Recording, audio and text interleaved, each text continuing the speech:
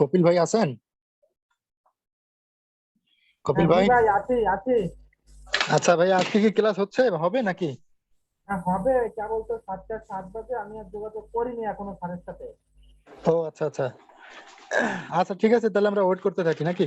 হ্যাঁ হ্যাঁ, ওয়েট করতে থাকি। ওকে, থ্যাংক ইউ ভাই।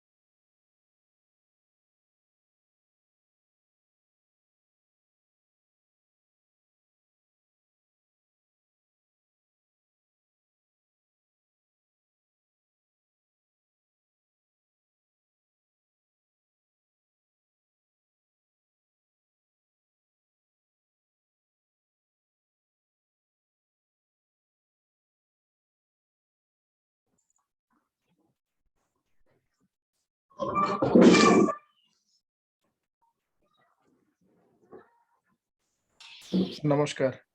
নমস্কার sir. Namaskar. How are you?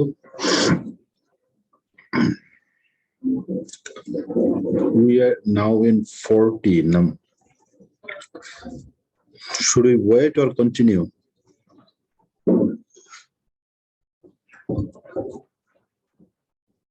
শুনতে পাচ্ছেন আমাকে? আসসালামু আলাইকুম স্যার। ওয়ালাইকুম আসসালাম।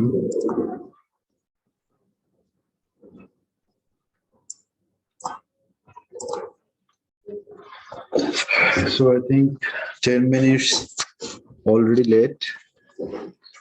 Let us start gradually.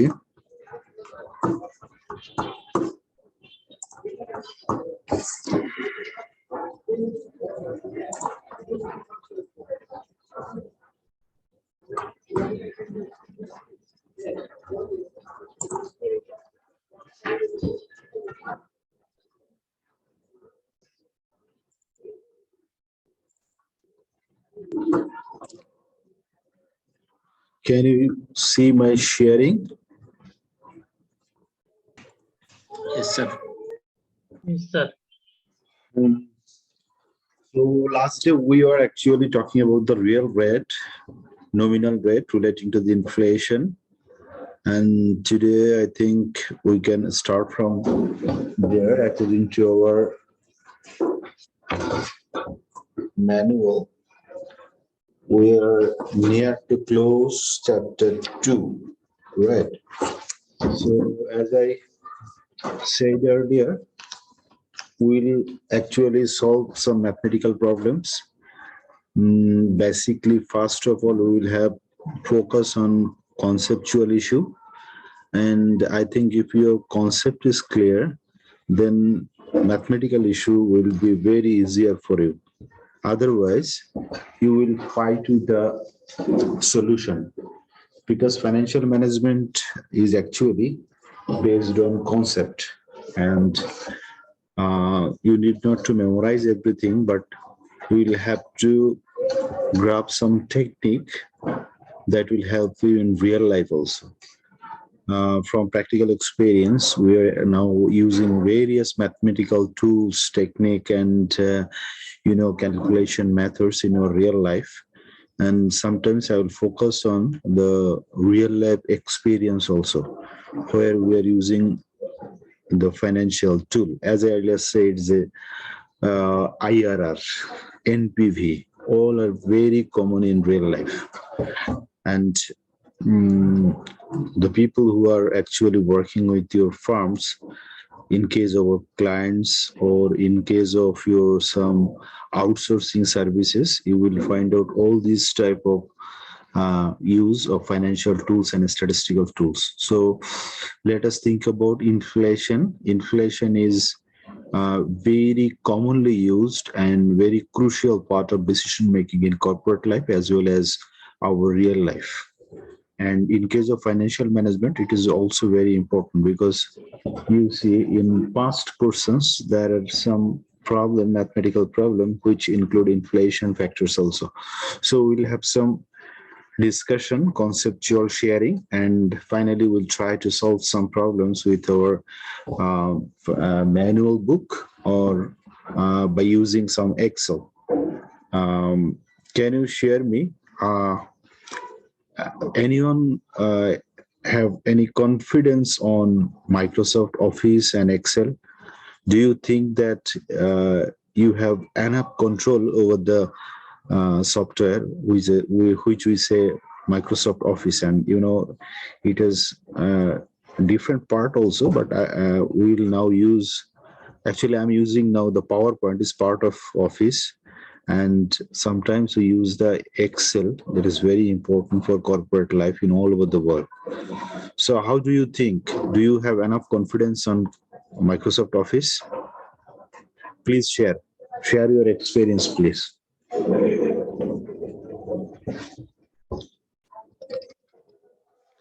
Or alternative, if I say, do you fear about the software Excel?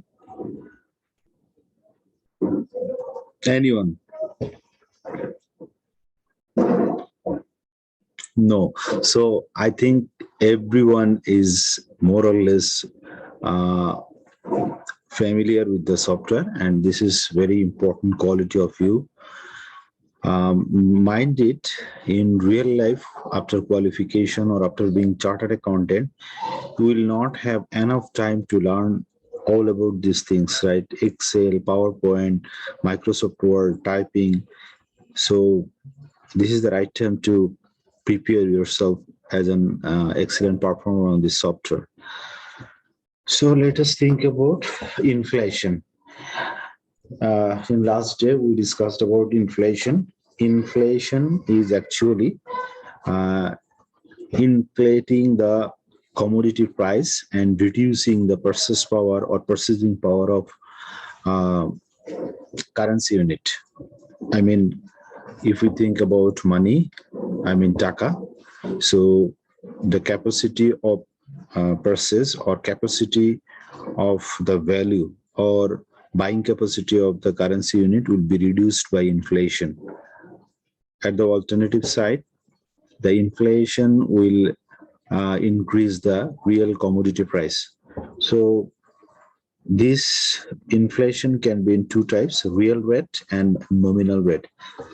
As I mentioned, real rate is actually the rate prevailed in the market without considering the inflation. So this is the actual real rate in the market. without considering inflation, but nominal rate or alternatively money rate.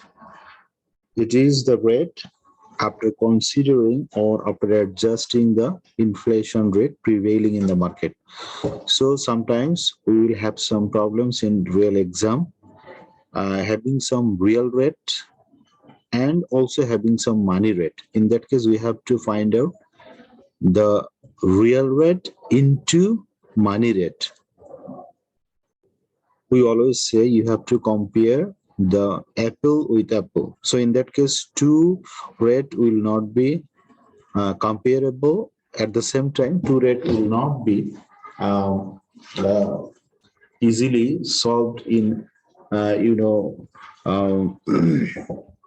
one rate cannot be compared with another one, or one rate cannot be discounted with another one. So you have to first of all converted the real rate into nominal rate, and then you find the discounting factor and decision factor also.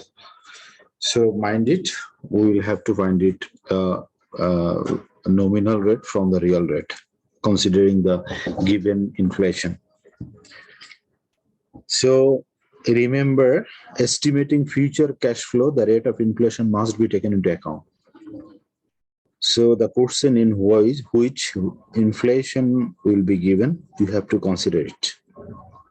And then the rate of return recorded by shareholders and lenders will increase the inflation, raise the discount rate, is therefore affected. So it's already discussed. So you have to adjust the discounting factor considering the inflation rate. We have given some example. How can we find the real rate considering the inflation rate? So the work example, Q-man is considering SOS. Let us read the problem. He can spend currency unit 100 on consumable now, or he can invest it for 1 year, but will only do so if he can consume more at that time. The underlying time value of money for Q-man is 10% and inflation is 15%. Requirement: what return in money terms does Q-man record? Do you understand? So Q-man has 100 at present. He can consume it or can defer the consumption and consider to invest in any kind of instrument for 1 year, where he will always ask a rate of return 10%. So the question is, what return money terms does Q-man require? So in case of investment for further 1 year, what will be the required rate of return of Q-man? So you can understand that 10% is normal rate of return, but in market, rate of inflation is 5%. So definitely he will not be happy to get 10% in the next investment. He will have to adjust his required rate of return to get the return which can adjust or absorb the real purchasing power of the money for next year. So in that case, how can we find the real rate of return? We have a small formula: 1 plus money rate equals to 1 plus R into 1 plus I. So this is not a very complex formula.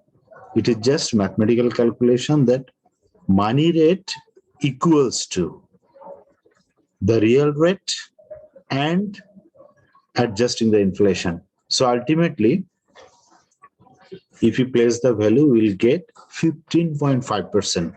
That means one important thing is here to consider. If you think straightforward, that Q-man has a 10% of minimum discount rate and inflation rate is 5%. So without considering the formula, you can think that Q-man real rate of return would be 10% plus 5%. But actually 15.5%, another 0.5% is the effective implication of the formula. That means it has a running accumulation, and ultimately adjusting with the formula, you will get the ultimate rate of return 15.5%. So you can now find out how can we actually conclude about the inflation and the required rate of return. This is very small example who will be part of your larger requirement of mathematical calculation. So inflation has another side, that is general and specific inflation. So what is general inflation and what is a specific inflation? General inflation is a weighted average of many specific inflation rates.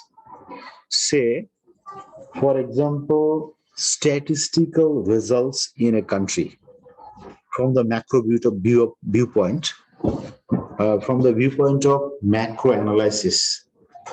For example, consumer price index. It is actually the result of many small indicators of inflation, and more or less it is actually done by particular survey institutions of government. In Bangladesh, it is Statistical Bureau or sometimes some wings of finance ministry. It can be done to find out the general inflation rate. As we see in our TV scrolling declared by government that this price index is consumer price index is almost 5.5 or it has been reduced, but really it can be different from their real perspective. And then a specific inflation rate is actually the inflation rate on particular item. So very conclusively, it is micro issues. A specific inflation rate is actually micro issues. Say, for example, the price of particular commodity like milk, bread, or cheese. So individually, you can say that price index of a country, CPI, is a general inflation, and one single inflation, right, like in our country, say price of rice has increased by 2.5%. So it will be specific inflation. So in question, if you are asked general and specific inflation, definitely we'll be able to answer that general inflation is macro issues, and it is actually the result of macro activities, including or incorporating all the CPI related issues in Bangladesh or any kind of indicators like conducted by any government or much research institution. So actually this CPI is, as I said, or gross or general inflation is the aggregate results of specific inflations. Then discounting purpose, it is important. Use money rate for money cash flow and real rate for real cash flow. As I earlier said, you have to compare apple with the apple. So you cannot discount the money rate using the real rate of return, or you cannot real cash flow using money rate of return. So the cash flows of the project and discounting factor of the project must be in equal term. Either it is money rate or it is real rate. That means either it is adjusted with inflation, it will to be adjusted by both the factors. And if it is without adjusting, then you will be in equal side without adjusting the inflation. So it is very common sense that we will have to compare the real rate with real money cash flow and the money rate for money cash flow. So let us see the interactive question 35. Interesting interactive question 11. Do you have your manual? শুনতে পাচ্ছেন আমাকে? Yes, sir. Yes, sir. Book page. Okay. Interactive question 11. জি কেউ Sir, কিছু page. হ্যাঁ বলছিলেন জি Sir, page. 35, Page. 35, 35. page 35 page 35 so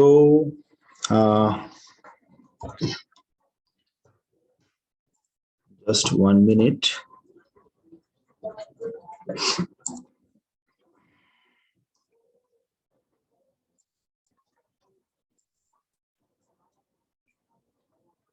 I've shared my Excel.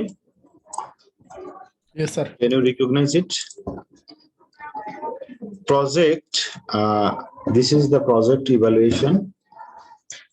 So investment of 10,000 at the year of first year in new plant and equipment returns 5,000 currency unit or USD per annum in current terms for 3 years. Inflation rate is 7%. So you have an investment of 10,000 at the year zero. Year zero means T0. T0 means beginning of the year. And you can get return 5,000 per annum in terms of 3 years. 3 বছর. Inflation rate is 7%. Money rate of inflation is 10%. Requirement, calculate the project NPV using the money method. You will have this type of small mathematical computation. Without any kind of hesitation, you will find out whether it is presented in money term or it is presented in real term. So we can say that the investment 10,000, then you will have return 5,000 per annum, inflation 7%, money rate 10%. So first of all, we have to think about the cash flow. So investment today, is there any impact of inflation on today's money cash outflow? No, sir. Why? কেন নয়? Sir আজকে যেটা দিছে এটা তো আজকে তো sir মানে একদিনের মধ্যে তো স্যার ইনফ্লেশন হয় না। So এটা মাথায় রাখতে হবে, আমি বারবার যেটা বলছি, we'll have to discount the real rate of return with real discounting factor, and we'll have to discount the money rate of return with money discounting rate, right? So আমাদের কি মনে রাখতে হবে ইনফ্লেশন মিন্স কি? Inflation হতেও তো একটা certain time লাগবে, তাই না? সো হতে পারে 15 days গ্যাপেও ইনফ্লেশন হতে পারে, 6 month গ্যাপে হতে পারে, but today's money can not be inflated by a very small time. Real লাইফে আমি আপনাদেরকে একটা জিনিস শেয়ার করি, আপনারা কখনো ফরেন, যদি কেউ ব্যাংকে থেকে থাকেন, in case of treasury functions globally, যেহেতু টাইমিং ডিফারেন্ট, অর্থাৎ আমার দেশে যখন রাত, অন্য কোথাও না কোথাও সেখানে মানে ট্রানজাকশন চলছে। সো যখন গ্লোবাল ফাংশন করে ব্যাংকগুলো, তখন এক দেশের surplus money can be lended or borrowed to other countries having a parallel operation on the same time. এটাকে আমরা বলি ওভারনাইট লেন্ডিং বরোয়িং। বাংলাদেশে ওভারনাইট লেন্ডিং বরোয়িং কে আমরা কি বলি? Call money transactions. বুঝি তো এটা, তাই না? আমরা এবং বাংলাদেশের ট্রানজাকশন গুলো মিনিমাম 24 আওয়ার্স এর হতে হয়।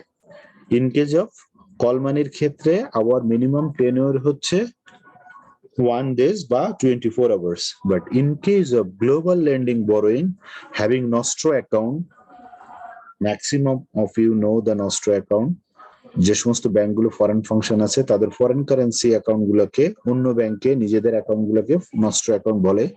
অল্টারনেটিভলি আদার ব্যাংকের, বাংলাদেশের ব্যাংকে যদি কোনো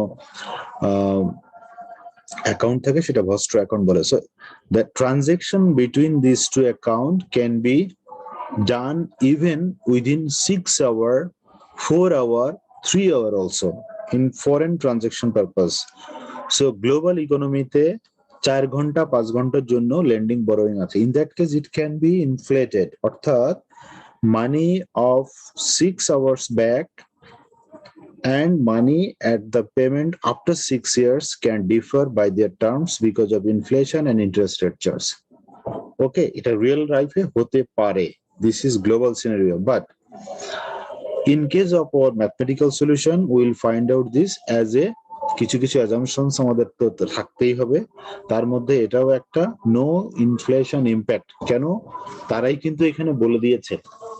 তো প্র্যাকটিক্যালি ইনফ্লেশন ইম্প্যাক্ট গ্লোবালি থাকে, বাট আপনারা যে বইটা পড়ছেন এটাও একটা গ্লোবালি অ্যাকসেপ্টেড বই, বাট সেটাতে বলে দেওয়া হয়েছে এই কারণে যে ওই ফ্যাক্টর গুলো এখানে কনসিডার করা হচ্ছে না। So in that case today's money investment is always beyond the inflation adjustment, so এটা আমাদের দরকার নেই। And then after general return, we have already said the general return over the 3 years will be $500. So let us think year 1, year 2, and year 3, and all will be the inflation rate. All will be the general inflows. And now we have to consider that whether it is adjusted or not. This is not inflation adjusted. প্রশ্ন পড়ে বোঝা যাচ্ছে very clearly that these inflows is not inflation adjusted, যেহেতু প্রশ্নে inflation দেওয়া আছে তাই আমাদেরকে ইনফ্লেশনটা অ্যাডজাস্ট করে নিতে হচ্ছে। So how I have adjusted this inflation, let us think the formula. Excel শিখাবো আপনাদেরকে, অনেকেই সবাই পারেন, তারপরেও inflation rate, that means future cash inflow will have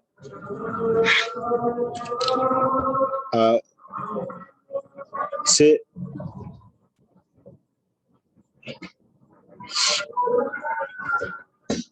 আপনাদের কি নামাজের জন্য কোন ইয়া দরকার আছে? আমার এখানে নামাজ হচ্ছে, তো if you feel that নামাজের বিরতি এখন প্রয়োজন নাই, তবে আজানের জন্য একটু ব্রেক দাও।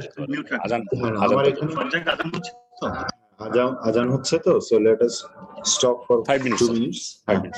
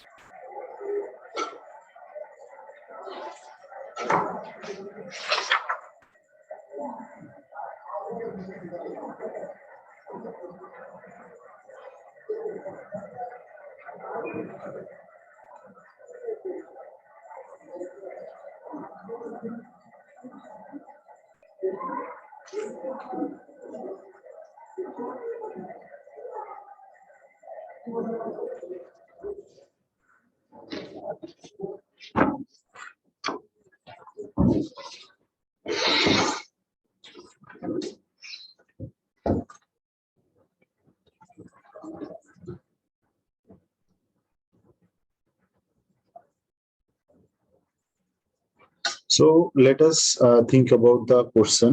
So in that case, we have adjusted just our cash inflows by using 7% rate of inflation, right? And then the question mentioned that money rate of inflation is 10%. So we have to remember that money rate means it has already adjusted with the inflation, right?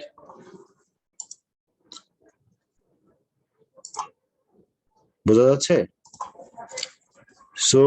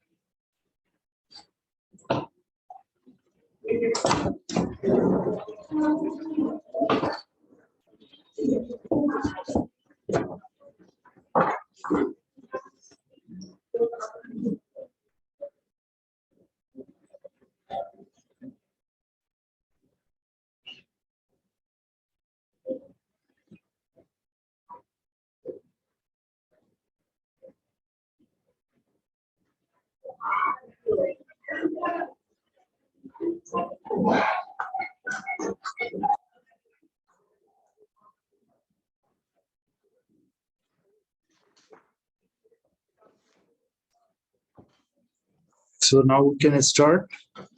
So we are talking about the adjusting future cash inflow using the 7% of inflation. So we have adjusted the inflation of first year by just using 1.07 to the power 1.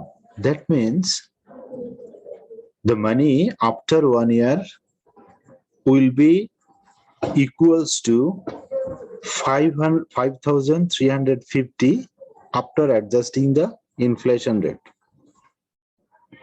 Then in second years it will be to the power 2. আপনারা এক্সেলটা বুঝতে পেরেছেন? এখানে আমি কিন্তু এক্সেলটা করে দিয়েছি। আমরা ডিসকাউন্টের ক্ষেত্রে কি করি? Inflows divided by 1 plus r to the power 1 or 2 based on the year or time. But in case of inflation, since it will inflate your money value, so in that case it will be just multiplication. So cash inflows into 1 plus r to the power 2, and then in case of third year it is cash inflows into 1 plus r to the power 3. So you have just adjusted the inflation rate with your cash inflows. Jehetu after 3 years, 2 years and end of first years, it will be 5,000 will be equal to this one, 5,000 will be equals to this one. So আমরা এটাকে just inflation adjust করে নিয়েছি। এখন কথা হচ্ছে what will be the discount factor? এখানে বলা আছে money rate of interest is 10%. That means here is the point. এখানে মাথায় রাখতে হবে money rate of interest is 10% means 7% is already adjusted with this 10%. That means inflation is already adjusted with money rate of return. এখানে যদি বলা থাকতো আপনার real rate of return তাহলে কি হতো সেটা আমরা পরে আসছি, but money rate of return যেহেতু এটা অলরেডি বোঝা যাচ্ছে ইনফ্লেশন অ্যাডজাস্টেড, সো আমার কিছু করার নাই। এখানে অনলি আমি এখন ক্যাশ ইনফ্লো গুলোকে 10% ধরে প্রেজেন্ট ভ্যালুতে কনভার্ট করে ফেলবো। সো প্রেজেন্ট ভ্যালুতে কনভার্ট করতে পারি না এমন কেউ আছে? আমরা প্রেজেন্ট ভ্যালুতে আমাদের ক্যাশ ফ্লো কোনটা কোনটা? আমাদের ক্যাশ ফ্লো হচ্ছে this one is cash outflow, this 3 are cash inflows. So a cash inflows and cash outflows টা ইউজ করে can we discount it everyone? G sir. আমরা ডিসকাউন্টিং ফ্যাক্টর টেবিল দেখব, but discounting factor টেবিলের উপর depend করে practical লাইফে চলা যায় না। আমরা পরীক্ষার হলে হয়তো এটা ডিসকাউন্টিং টেবিলের হেল্প পাবো, ডিসকাউন্টিং অ্যানুইটি টেবিলের হেল্প পাবো, বাট প্র্যাকটিক্যাল লাইফে আপনাকে কিন্তু দিস টাইপ অফ ডিসকাউন্টিং আপনাকে নিজেকেই বের করতে হবে। এই জন্য আমি এক্সেলে একটু দেখিয়ে দিলাম যে 10,000 of today's outflow have equal value of 10,000 of today. Then 5,350 will be discounted by, as I earlier said, cash inflows will be the numerator and by in denominator অর্থাৎ cash inflows divided by 1 plus r to the power 1. This is Excel formula. Power means এই যে ছোট্ট এই তীরটাকে আমরা power use করি, and side 1 হচ্ছে আপনার years or number of period. So in that case আমরা যদি ডিসকাউন্টিং করি তাহলে net present value কি হবে? All summation of present values of all future cash inflows and minus initial cash outflows. So ultimately it will be positive project being positive NPV project. So we can decide about the project investment. Okay, so this type of a small mathematical issue would be very helpful for you in exam hall. That's why. So now we have to understand that inflation has a significant impact on our decision making. Next one, effective rate. Effective rate আমরা practical লাইফে অনেকেই দেখেছি বা অনেকেই শুনে থাকি যে effective rate of return কত. Whenever we invest our personal money, definitely we can find out the effective rate. Say for example, if you have a sum of money to invest in the bank, definitely we will find out the bank or financial institutions where we can get highest effective rate of return. Somewhere it is six monthly return, somewhere it is 12 monthly return, but we have to find out the best effective rate of return. So what will be the effective rate of return? Effective rate of return is actually the real return from 12 months or per year by investing a particular amount of money.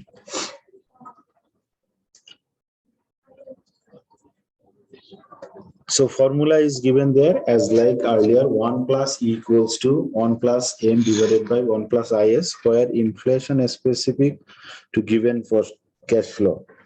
So inflation is also adjusted with money rate of return. In case of, say, let us consider the interactive portion 12. Labor cost inflate at 8% per annum in perpetuity. What is perpetuity? Who can explain about perpetuity? Anyone? What is perpetuity? Sir এটা continuous চলতে থাকবে sir. What is annuity? Anyone? Series of equal installments, series of money. So perpetuity and annuity has difference only in the timing. Perpetuity will continue or assume to continue forever or unforeseen time, where annuity is say for 12 months, say for 24 months with equal amount of money, right? So আমাদের এই দুটো মাথায় রাখতে হবে, what is the difference between perpetuity and annuity. So labor cost inflate at 8% per annum in perpetuity, money rate equals to 10%. So mind it, it is money rate, not inflation adjusted. Labor currency cost $10,000 in T0 times. That means 2 days. Requirement, calculate the present value of labor cost. So what will be the labor cost? First of all, we have to find out the very easily effective rate can be find out by say 8% per annum. So 8% per annum is the labor cost. So আমরা যদি আমরা ফর্মুলাতে place করি আমাদের নিজেরা একটু দেখেন 1.9% effective rate, এটা কিভাবে বের হলো? 1.9%, জাস্ট উপরের ফর্মুলাতে আমরা ইফেক্টিভ রেটটা বের করে নিলাম, বিকজ বাডি রেটটা অর্থাৎ ডিসকাউন্টিং রেট যে 10% এবং লেবার কস্টের যে ইনফ্লেশন আছে, এই দুটোকে আমরা just inflation rate and M এর ক্ষেত্রে মানি রেটটা বসিয়ে দিলে আমরা কি পাবো? Effective rate of return. So this effective rate of return will find out the present value of perpetuity. So present value of perpetuity টা কিভাবে বের করতে হবে? Perpetual cash inflows divided by effective rate of return. অর্থাৎ discounting এর ক্ষেত্রে আমরা এখানে ইফেক্টিভ রেট অফ রিটার্নটা ইউজ করেছি এবং করতে হবে। ইন কেস যদি এটা ইফেক্টিভ রেট না থাকতো, অনলি যদি বলতো ডিসকাউন্টিং রেট হচ্ছে সে 5%, তাহলে আমরা কি করতাম? Perpetual cash inflows divided by আমরা আমাদের ডিসকাউন্টিং ফ্যাক্টরের রেটটা বসাতাম। So in that case we can find out the perpetual value or value of perpetuity. So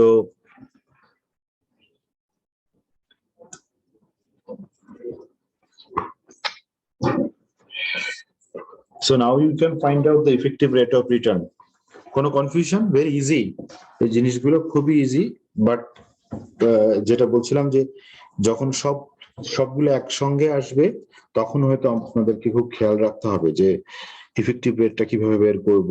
হ্যাঁ, খেয়াল করবেন যে ইফেক্টিভ রেট এবং ইনফ্লেশন রেটের ক্ষেত্রে কিন্তু ইনফ্লেশন অ্যাডজাস্টেড রেটের ফর্মুলা কিন্তু খুবই কাছাকাছি। সো সেটা আমাদেরকে খেয়াল রাখতে হবে। আমরা একটু আগাই, তারপরে যদি কোশ্চেন করবো স্যার। হ্যাঁ অবশ্যই। কোশ্চেনটা হচ্ছে স্যার, ওই যে আমরা ইন্টারেক্টিভ কোশ্চেন 11-তে দেখতে পেলাম যে মানি রেট অফ ইন্টারেস্ট 10% এবং 12-তে দেখতে পাচ্ছি যে মানি রেট 10%। এই দুটার মধ্যে কি খুব পার্থক্য আছে sir? Money rate of interest 10% and money rate equal to 10%। কত নম্বর কোশ্চেনে আপনি এখানে মানি রেটটা তো খেয়াল করেছেন? ফার্স্ট অফ অল এখানে মানি রেট মানে কি? মানি রেট মানে হচ্ছে আপনার ইনফ্লেশন অ্যাডজাস্টেড, তাই তো? আমরা একটু দেখে আসি কোথায় 11 নম্বর। 11 নম্বর, হ্যাঁ আচ্ছা, মানি রেটে ইনফ্লেশন অলরেডি অ্যাডজাস্টেড করা হয়েছে, আর আপনি বলেছেন 11 নম্বরে না? আমরা 11 নম্বরটা দেখি একটু।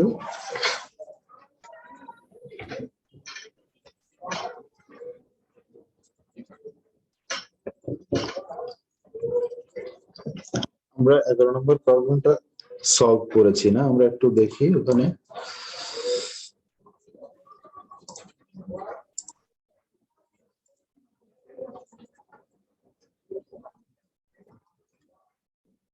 নম্বরে কি ছিল? আমাদের ছিল the initial investment of the project 10,000 per year cash inflow and 7% inflation rate, money rate 10%. So money rate is inflation adjusted rate, right? আচ্ছা, আর এটার সঙ্গে আপনি কম্পেয়ার করতে চাচ্ছেন নাম্বার 2। হ্যাঁ, নাম্বার 12 এর যে মানি রেট আছে, এই মানি রেটটা হচ্ছে আপনার কি উইদাউট আপনার ইনফ্লেশন অ্যাডজাস্টেড। হ্যাঁ, এখন প্রশ্নটা হচ্ছে কি? প্রশ্নটা হচ্ছে এই দুটোর মধ্যে কোনো পার্থক্য আছে কিনা, তাই তো? জি স্যার, জি স্যার, জি স্যার। না, এই দুটোর মধ্যে কোনো পার্থক্য নাই। হ্যাঁ, তাহলে আপনার প্রশ্ন আসবে যে আমি এখানে ইফেক্টিভ রেটটা বের করছি কেন, এই তো? আমার কোশ্চেন হচ্ছে স্যার, ডিসকাউন্টিং করার সময় 12 নম্বরে দেখতে পেলাম যে ইফেক্টিভ রেটটা দিয়ে ডিসকাউন্টিং করা হলো, বাট 11-তে বের করার সময় ওই 10% দিয়ে ডিসকাউন্টিং করা হয়েছে। ফাইন, একটা জিনিস খেয়াল করেন, এখানে আপনার আমরা যেটা এই প্রশ্নটা 11 নম্বরটা যে প্রশ্নটা করেছি, এটার প্রশ্নটা কি ছিল? ইনভেস্টমেন্ট অ্যাজ ওয়েল অ্যাজ ইনফ্লোস এবং তাকে ডিসকাউন্ট করে প্রেজেন্ট ভ্যালুতে কনভার্ট করা, রাইট?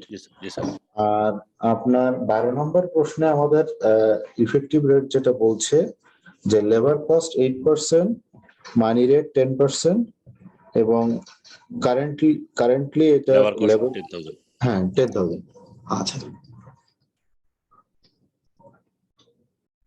ইফেক্টিভ রেটটা আর ডিসকাউন্টিং রেটটা দুইটা জিনিস কিন্তু একটু ডিফারেন্ট।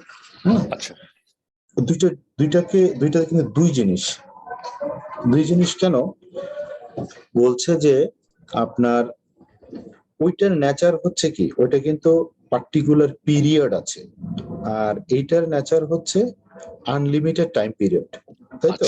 আচ্ছা, জি স্যার। সেই জন্য আমরা বলছি যে পারপিচুইটি। আমি একটু আগে বলছিলাম যে ক্যাশ ফ্লোর ধরন কিন্তু খুবই ইম্পর্টেন্ট। একটা হচ্ছে আনইভেন ক্যাশ ফ্লো, যেটা আমরা বলছিলাম যে পার ইয়ার হয়তো কোথাও 2,000, 3,000, 5,000 এভাবে বললে হয়। তারপরে বলছিলাম যে say equal amount of cash flow হলে সেটাকে বলছি অ্যানুইটি, এবং পারপিচুইটি হচ্ছে আমরা এখানে অ্যাজিউম করে নেওয়া হয় যে আনলিমিটেড টাইম পিরিয়ড পর্যন্ত এটা কন্টিনিউ করছে, তাই তো? জি স্যার। আচ্ছা, এখন ইফেক্টিভ রেটের ক্ষেত্রে কথা কি বলছে, this method can sometimes be shortcut for money method, যে long project with annuity or perpetuity cash ফ্লোর ক্ষেত্রে to use the effective method cash flow in currency term adjust a discount rate to show below the incorporate both inflation and discounting. Discount current term cash flow using effective rate of return. আচ্ছা, so মানে এখানে বলছে কি যে আপনার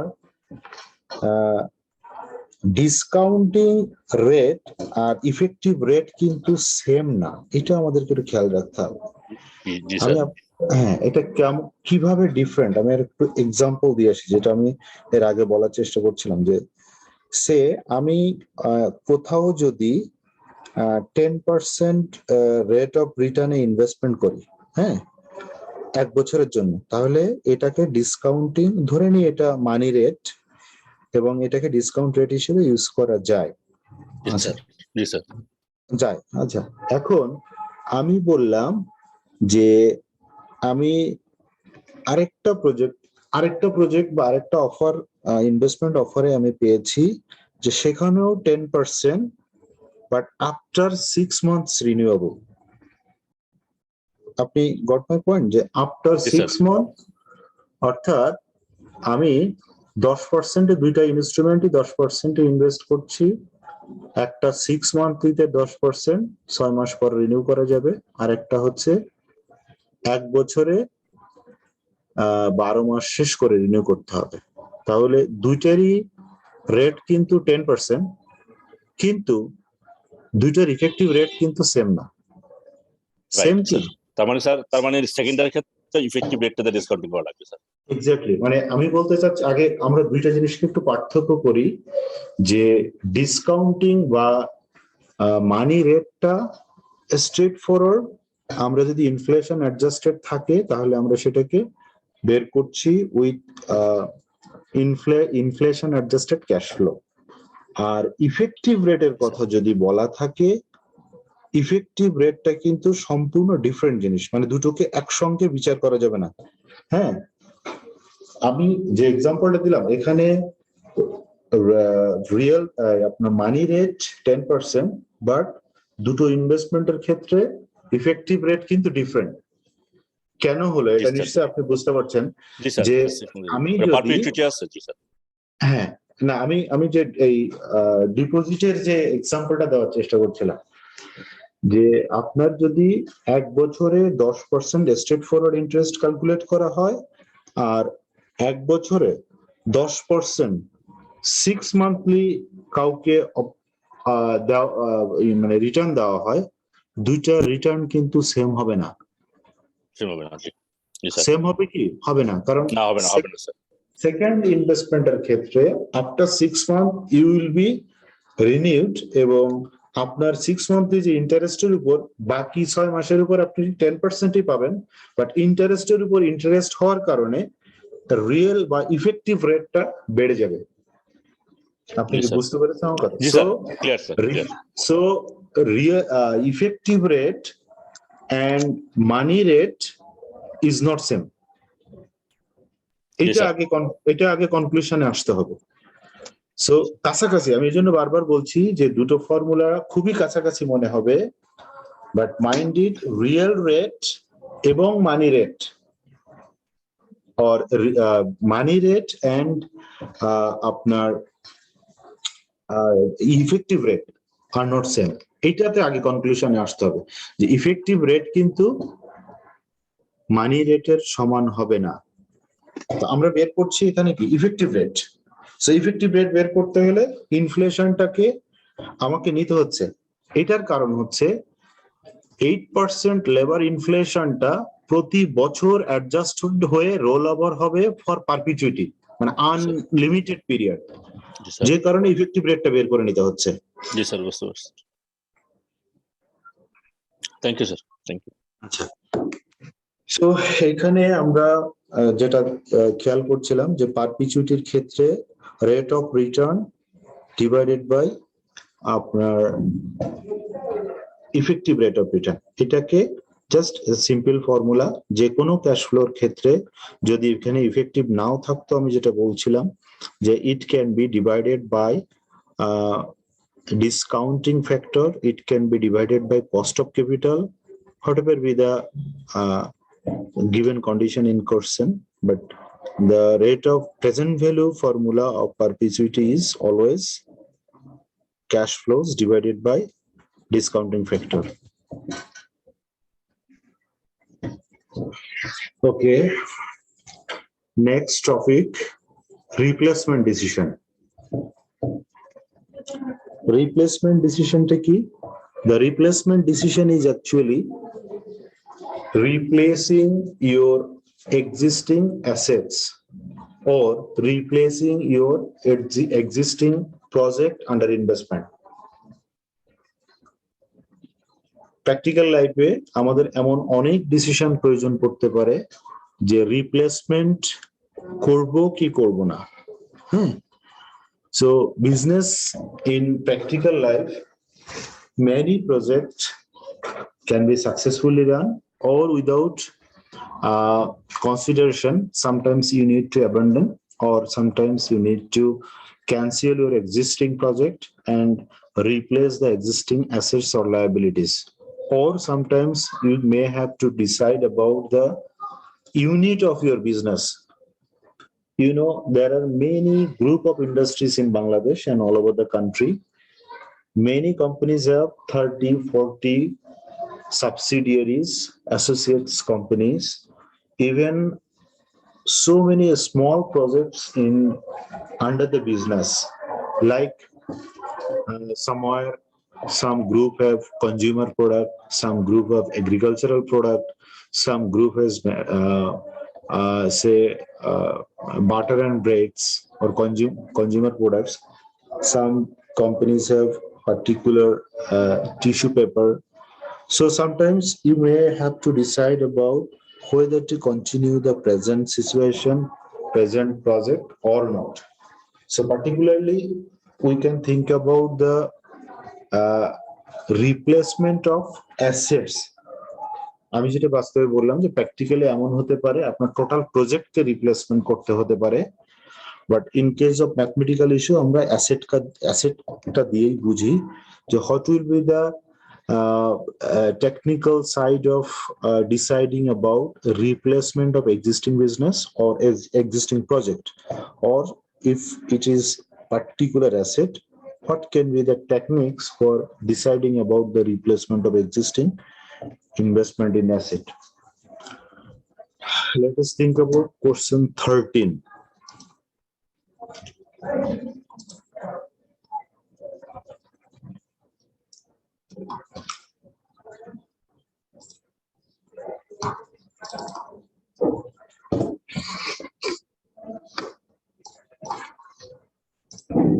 A machine cost $20,000 and it can be replaced every year or every 2 years. Delaying the replacement causes the running cost to increase and scrap proceeds to decrease as follows. So it is a particular machine related example and it can be replaced every year or every 2 years. আমি একটা machine use করছি, প্রতি বছর এটাকে change করা যেতে পারে, অথবা 2 বছর 1 বছর রেখে নেক্সট ইয়ারও চেঞ্জ করা যেতে পারে। সো যদি রেখে দিই তাহলে এটার স্ক্র্যাপ ভ্যালুতে যেমন ইম্প্যাক্ট আসবে, তেমনি এর রানিং কস্টের ক্ষেত্রেও একটা ফ্যাক্টর থাকবে।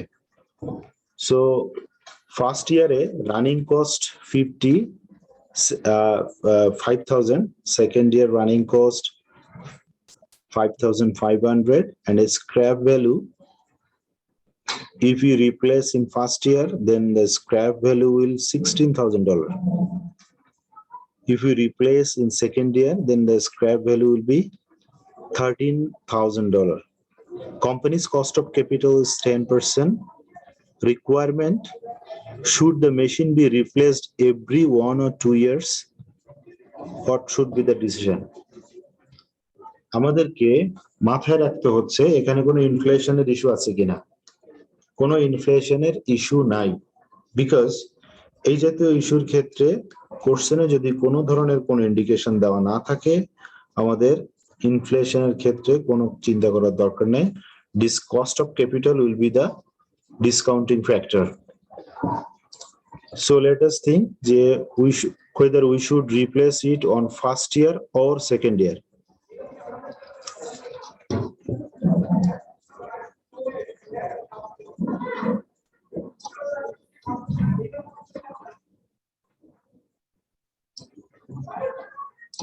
In case of first year, let us think about the cash flows. Initial cash outflow, year 0. আপনারা পরীক্ষার হলে এভাবে সাজাতেও পারেন বা সাজালে ভালো, টেবুলার ফর্মে প্রেজেন্ট করলে সব থেকে ভালো হয় পরীক্ষার হলে, তাতে ধরতেও সুবিধা হয়। So year 0, that is purchase cost at present is 20,000. Discounting factor 10%, so it is same as today's value 20,000. After 1 year, so we have decided that we will replace our asset in option 1 at the end of first year. So our running cost will be for only 1 year, that is 5,000, and using the discounting factor, আমরা সবাই তো জানি না discounting factor table থেকে নিতে হয় কিভাবে, এটা সবাই জানি আশা করি। সো অল্টারনেটিভলি যেটা আমি আগেই দেখিয়েছি, cash flow divided by 1 plus R, অর্থাৎ discounting factor to the power 1 যদি করি সেম ভ্যালুটা আসবে, and the discounting factor adjust multiply করলে আমরা রেজাল্ট পেয়ে যাব present value of the cash flows.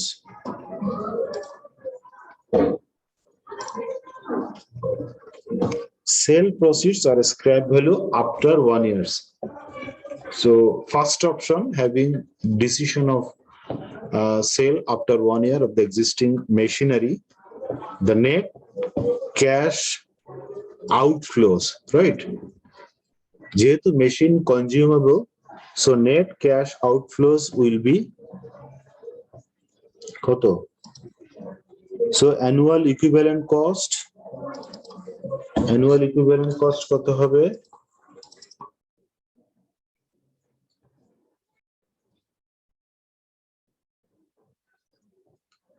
So annual equivalent cost কত হবে? Annual equivalent cost বলতে আমরা কি বুঝি, যে টোটাল যে ক্যাশ ফ্লোজ হচ্ছে সেই প্রেজেন্ট ক্যাশ ফ্লো কে কনভার্ট করলে আমরা টোটাল নেট প্রেজেন্ট ভ্যালু পেয়ে যাচ্ছি। নেট প্রেজেন্ট ভ্যালুকে আমরা বলেছি যে net present value divided by equal আপনার ডিসকাউন্ট ফ্যাক্টর অ্যানুইটি। এইটা কি বুঝতে পেরেছেন?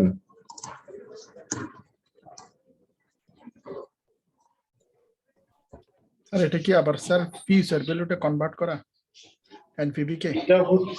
Just 1 minute. এটা হচ্ছে এরকম, সে ইন কেস অফ এই ফার্স্ট সেকেন্ড ইয়ারটা করলে বোঝা যাবে, যেহেতু প্রথমটা 1 বছরের ডিসিশন, তাই ইয়ার এন্ডে আমরা কি করেছি খেয়াল করেন, যে purchase cost present value, cash outflows 1 বছরেরটাকে ডিসকাউন্ট করে প্রেজেন্ট ডেতে নিয়ে আসছি, এবং স্ক্র্যাপ ভ্যালুকেও আমি প্রেজেন্ট ভ্যালুতে নিয়ে আসছি। যে নেট প্রেজেন্ট ভ্যালুটা হবে, এই নেট প্রেজেন্ট ভ্যালুটা, এটাকে আমরা যেহেতু কম্পেয়ার করব অ্যানুয়ালি, তাই এটাকে আপনার ডিসকাউন্ট ফ্যাক্টর অ্যানুইটির ক্ষেত্রে আমরা 1 বছরে আসলে অ্যানুইটি এবং ডিসকাউন্টিং ফ্যাক্টরের মধ্যে কোনো পার্থক্য নেই, আছে? মানে অ্যানুইটির ক্ষেত্রে 1 বছরে যা discounting factor for normal discounting পারপাজও তাই সেম, সেটা আপনি খেয়াল করেন যে আপনার 1 divided by 1.r⁴ same. Okay, second ইয়ারের ক্ষেত্রে আমরা যেহেতু 2 বছর বা তার বেশি ইয়ারের ক্ষেত্রে যখন ডিসকাউন্টিং করে প্রেজেন্ট ভ্যালুতে কনভার্ট করে ফেলেছি, তখন 2 বছরের রিটার্ন নিশ্চয়ই আমি 1 বছরের সঙ্গে কম্পেয়ার করতে পারবো না, তাই আমাকে 2 বছরেরটা ইকুইভ্যালেন্ট ইয়ারেই কনভার্ট করতে হয়। তো এই কারণে এটাকে আমরা ডিসকাউন্টিং ফ্যাক্টর ইউজ করে এটাকে আমরা আবার কনভার্ট করে নিচ্ছি ইকুইভ্যালেন্ট অ্যানুয়াল কস্টে। ইকুইভ্যালেন্ট অ্যানুয়াল কস্ট মানে 1 বছরের টোটাল যে কস্টের প্রেজেন্ট ভ্যালু, এটাকে আপনার অ্যানুইটি ফ্যাক্টর দিয়ে ডিভাইড করলে ইকুয়াল কনভার্সন রেট পাবো। আচ্ছা, সেকেন্ডটা আপনারা একটু দেখে নেন, তাইলে এটা বুঝতে সুবিধা হবে। সেকেন্ড ইয়ারেরটা হচ্ছে পারচেজ কস্ট, এটাও same. Running cost first year, running cost second year. So এটাকে আমি নর্মাল ডিসকাউন্টিং ফ্যাক্টর বা ডিসকাউন্ট করে প্রেজেন্ট ভ্যালুতে কনভার্ট করেছি।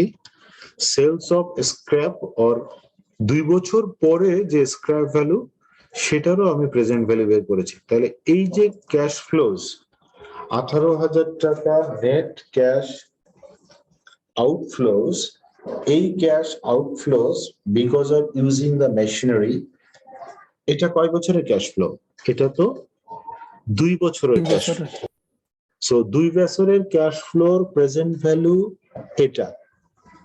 সো আমি 2 বছরের ক্যাশ ফ্লোর প্রেজেন্ট ভ্যালু আর উপরে 1 বছরের ক্যাশ ফ্লোর প্রেজেন্ট ভ্যালু, অর্থাৎ যে দুটো আমি হাইলাইট করছি, এই দুটো কি কম্পেয়ারেবল হবে? এই যে আমি ডিফারেন্ট কালার যেটা করেছি,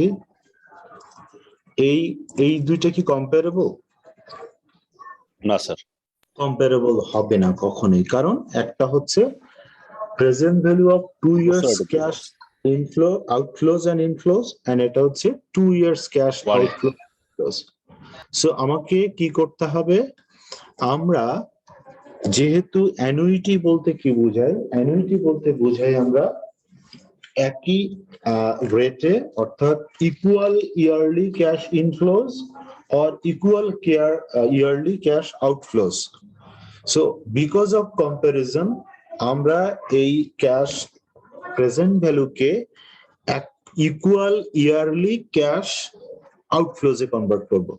দ্যাট মিনস মেশিনারি ইউজ করা মানে কি? মেশিনারি ইউজ করা মানে হচ্ছে আমাকে মেশিনারিটা কোম্পানিতে ইউজ করলে যেহেতু প্রোডাকশন হবে, তার জন্য ক্যাশ আউটফ্লোজ প্রয়োজন পড়ে। আমরা অনেক সময় ডেপ্রিসিয়েশনে কনভার্ট করি বা মেইনটেনেন্স কস্টে কনভার্ট করি, অনেক কিছু দিয়েই আসলে মেশিনারি গুলোকে করা যায়, রানিং কস্ট সহ।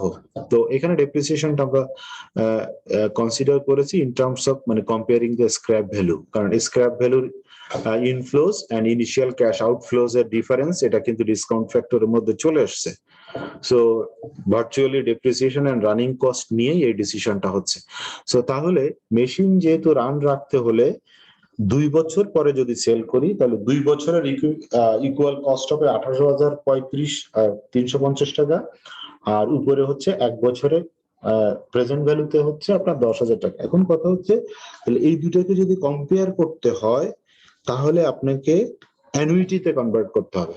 সো অ্যানুইটিতে কনভার্ট করলে কি হচ্ছে দেখেন, যে এনপিভি ডিভাইডেড বাই আমরা বলছি discounting factor, equal discounting factor of annuity in 2 years for 10%। অর্থাৎ এটা যদি অ্যানুইটি হয়, ইয়ারলি অ্যানুইটি 10,570, তাকে অ্যানুইটি ডিসকাউন্টিং ফ্যাক্টর করলে এই প্রেজেন্ট ভ্যালুটা বের হবে। আপনারা কি বুঝতে পারছেন তো আমার কথা? সেকেন্ড ইয়ারটা দেখেন, আমাদের অ্যানুইটি প্রেজেন্ট ভ্যালু অ্যানুইটি ফ্যাক্টরের ফর্মুলাটা কি? প্রেজেন্ট ভ্যালু অ্যানুইটি ফ্যাক্টরের ফর্মুলা হচ্ছে যে প্রেজেন্ট আপনার annuity cash flows divided by আপনার অ্যানুইটি ফ্যাক্টর ইনটু আপনার অ্যানুইটি ডিসকাউন্টিং ফ্যাক্টর মাল্টিপ্লাই করলে নেট প্রেজেন্ট ভ্যালু পেয়ে যায় অ্যানুইটির জন্য। তাহলে সেই ফর্মুলাটাকে উল্টাই দিলে আমরা ইকুয়াল ক্যাশ ফ্লোস পেয়ে যাই। বুঝতে পারছেন নাকি আমি এখানে একটু সলভ করে দেখেন? দেখো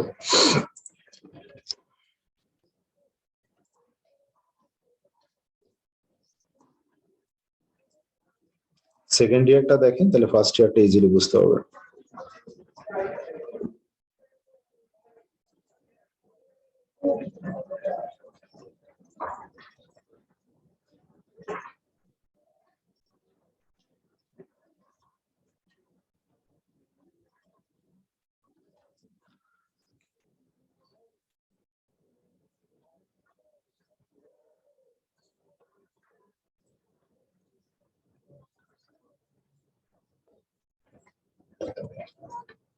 NPV of annuity equals to K. NPV of annuity equals to present value annuity factor at 10%.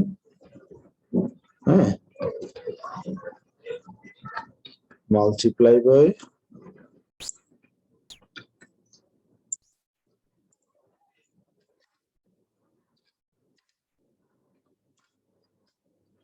yearly equal yearly installment, তাই তো?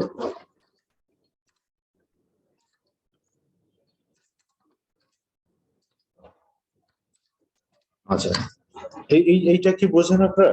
এই ফর্মুলাটা কি বুঝতে পারেন? আমি নিচে যেটা লিখেছি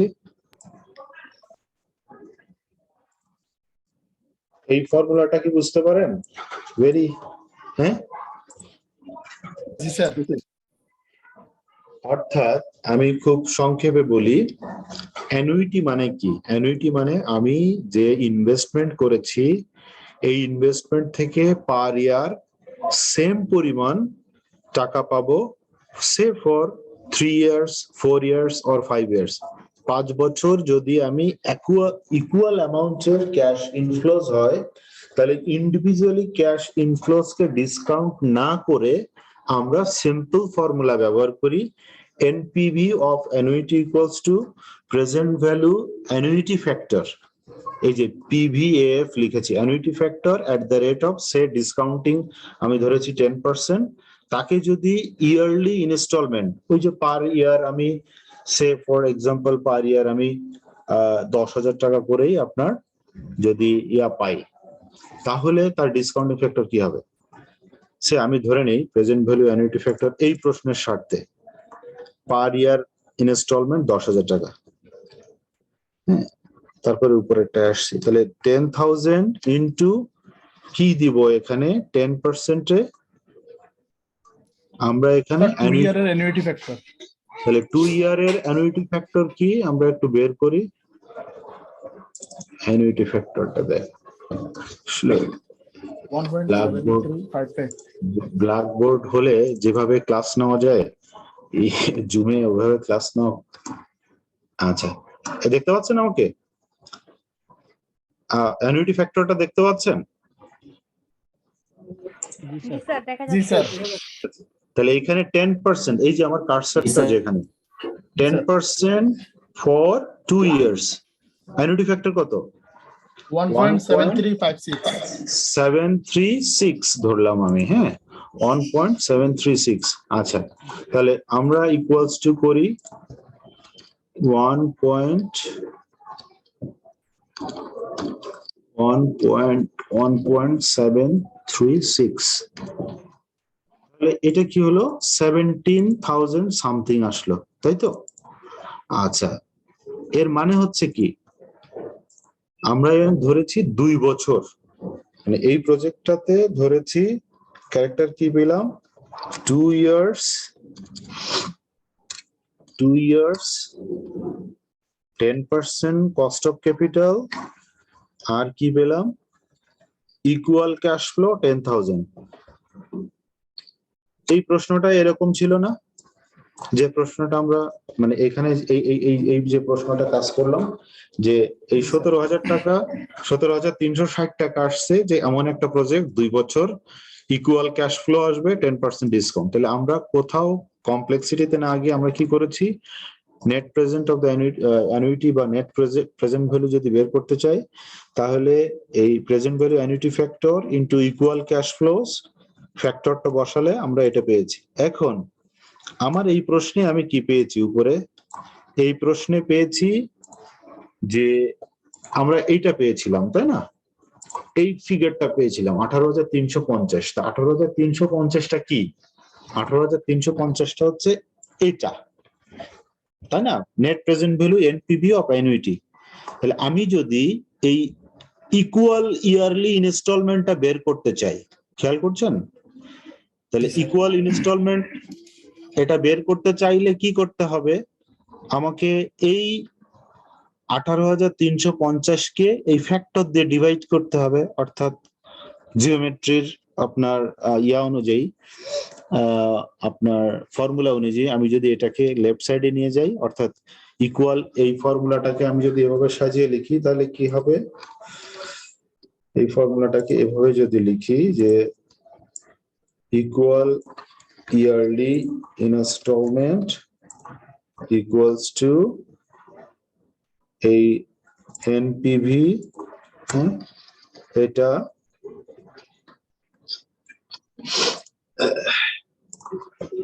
ডিভাইডেড বাই কি হবে, annuity factor, present value annuity factor, present value annuity factor at the rate of 10%. না, at the rate of 10%। তাহলে কি দাঁড়াচ্ছে, আমি পেয়ে যাব ইকুয়াল ইয়ারলি ইনস্টলমেন্ট কি, তাই তো। তাহলে এই সেম প্রবলেমটা, এই সেম এক্সাম্পলটা বা এই ফর্মুলাটা আমি এখানে অ্যাপ্লাই করেছি। কি করেছি, যে যেহেতু আমরা এনপিভি অফ দ্য অ্যানুইটি পেয়ে গেছি 18,350 ফর 2 ইয়ার্স, তাই তাকে ডিভাইড করলাম equal discounting factor of annuity for 2 years 10%। তাহলে কি পাবো, তাহলে পাবো 10,570 টাকা। এটা হচ্ছে আমার equal yearly cash outflows for using the machinery. এখন কি ক্লিয়ার এই জায়গাটা? জি স্যার। যেমন আমি এখানে যদি এই ফিগারটা বসাই 10,000, এই ঠিক 10,570 টাকা বসাই, হ্যাঁ, দেখবেন কি আসে, 10,570 সেম আসে। এই যে দেখেন, এই দুইটা ফিগার কি সেম হয়? জি স্যার। জি স্যার।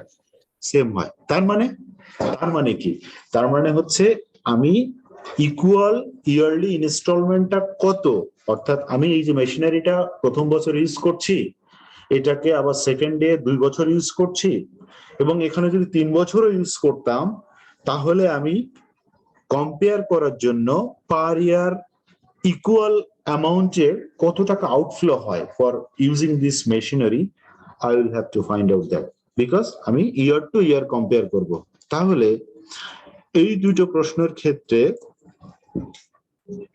কি দাঁড়াচ্ছে, যে আমি যদি 2 বছর কন্টিনিউ করি, তাহলে আমার ইকুয়াল ক্যাশ আউটফ্লো হবে এটা, আর যদি 1 বছর কন্টিনিউ করি, তাহলে আমার ইকুয়াল ক্যাশ আউটফ্লো হবে 11,000।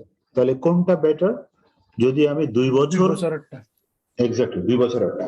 তাহলে ছোট্ট একটা প্রশ্নের আনসার কেউ একজন করেছিলেন যে এইটা যখন আমরা কাজ করছিলাম, তখন বলছিলেন যে এটা কি আসলে ফিউচার ভ্যালুতে কনভার্ট করা?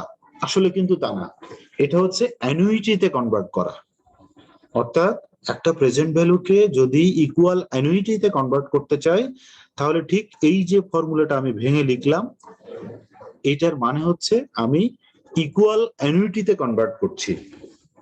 মাল্টিপল ইয়ারের 2 বছর বা 3 বছর বা 4 বছরের ক্যাশ ইনফ্লোর প্রেজেন্ট ভ্যালুকে আমি যখন অ্যানুইটিতে কনভার্ট করছি, তখন আমি প্রত্যেক বছর এই মেশিনারি কন্টিনিউ করতে কত টাকা খরচ হবে, তখন আমি অ্যানুইটি আউটফ্লোটা পেয়ে যাব। হ্যাঁ, অ্যানুইটি তো বোথ ইনফ্লো হতে পারে, আউটফ্লো হতে পারে। সো ইন দ্যাট কেস আমার 2টা বছর কম্পেয়ার করা ভেরি ইজি হয়। এই জন্য আমি প্রথমে বলছিলাম যে আগের একটা প্রশ্ন যে সবসময় কম্পারিজন কিন্তু খুবই ইম্পর্টেন্ট একটা ফ্যাক্টর। মানে কম্পারিজনের জন্য আপনাকে পার্টিকুলার সেম রেঞ্জে এসে কম্পেয়ার করতে হবে। এখানে কিন্তু সেই এক্সাম্পলটাই মানে ইম্পর্টেন্ট যে আমি আগে ইকুয়াল ইয়ারলি ক্যাশ আউটফ্লোতে কনভার্ট করে নিয়েছি, দেন আমি কম্পেয়ার করছি। সো এ পর্যন্ত কি সবাই বুঝতে পেরেছি? কোনো প্রশ্ন আছে?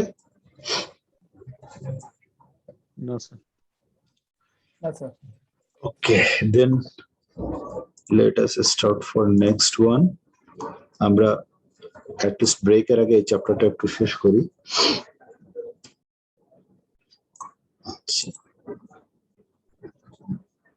আচ্ছা, ক্যাপিটাল রেশিওনিং। Capital rationing,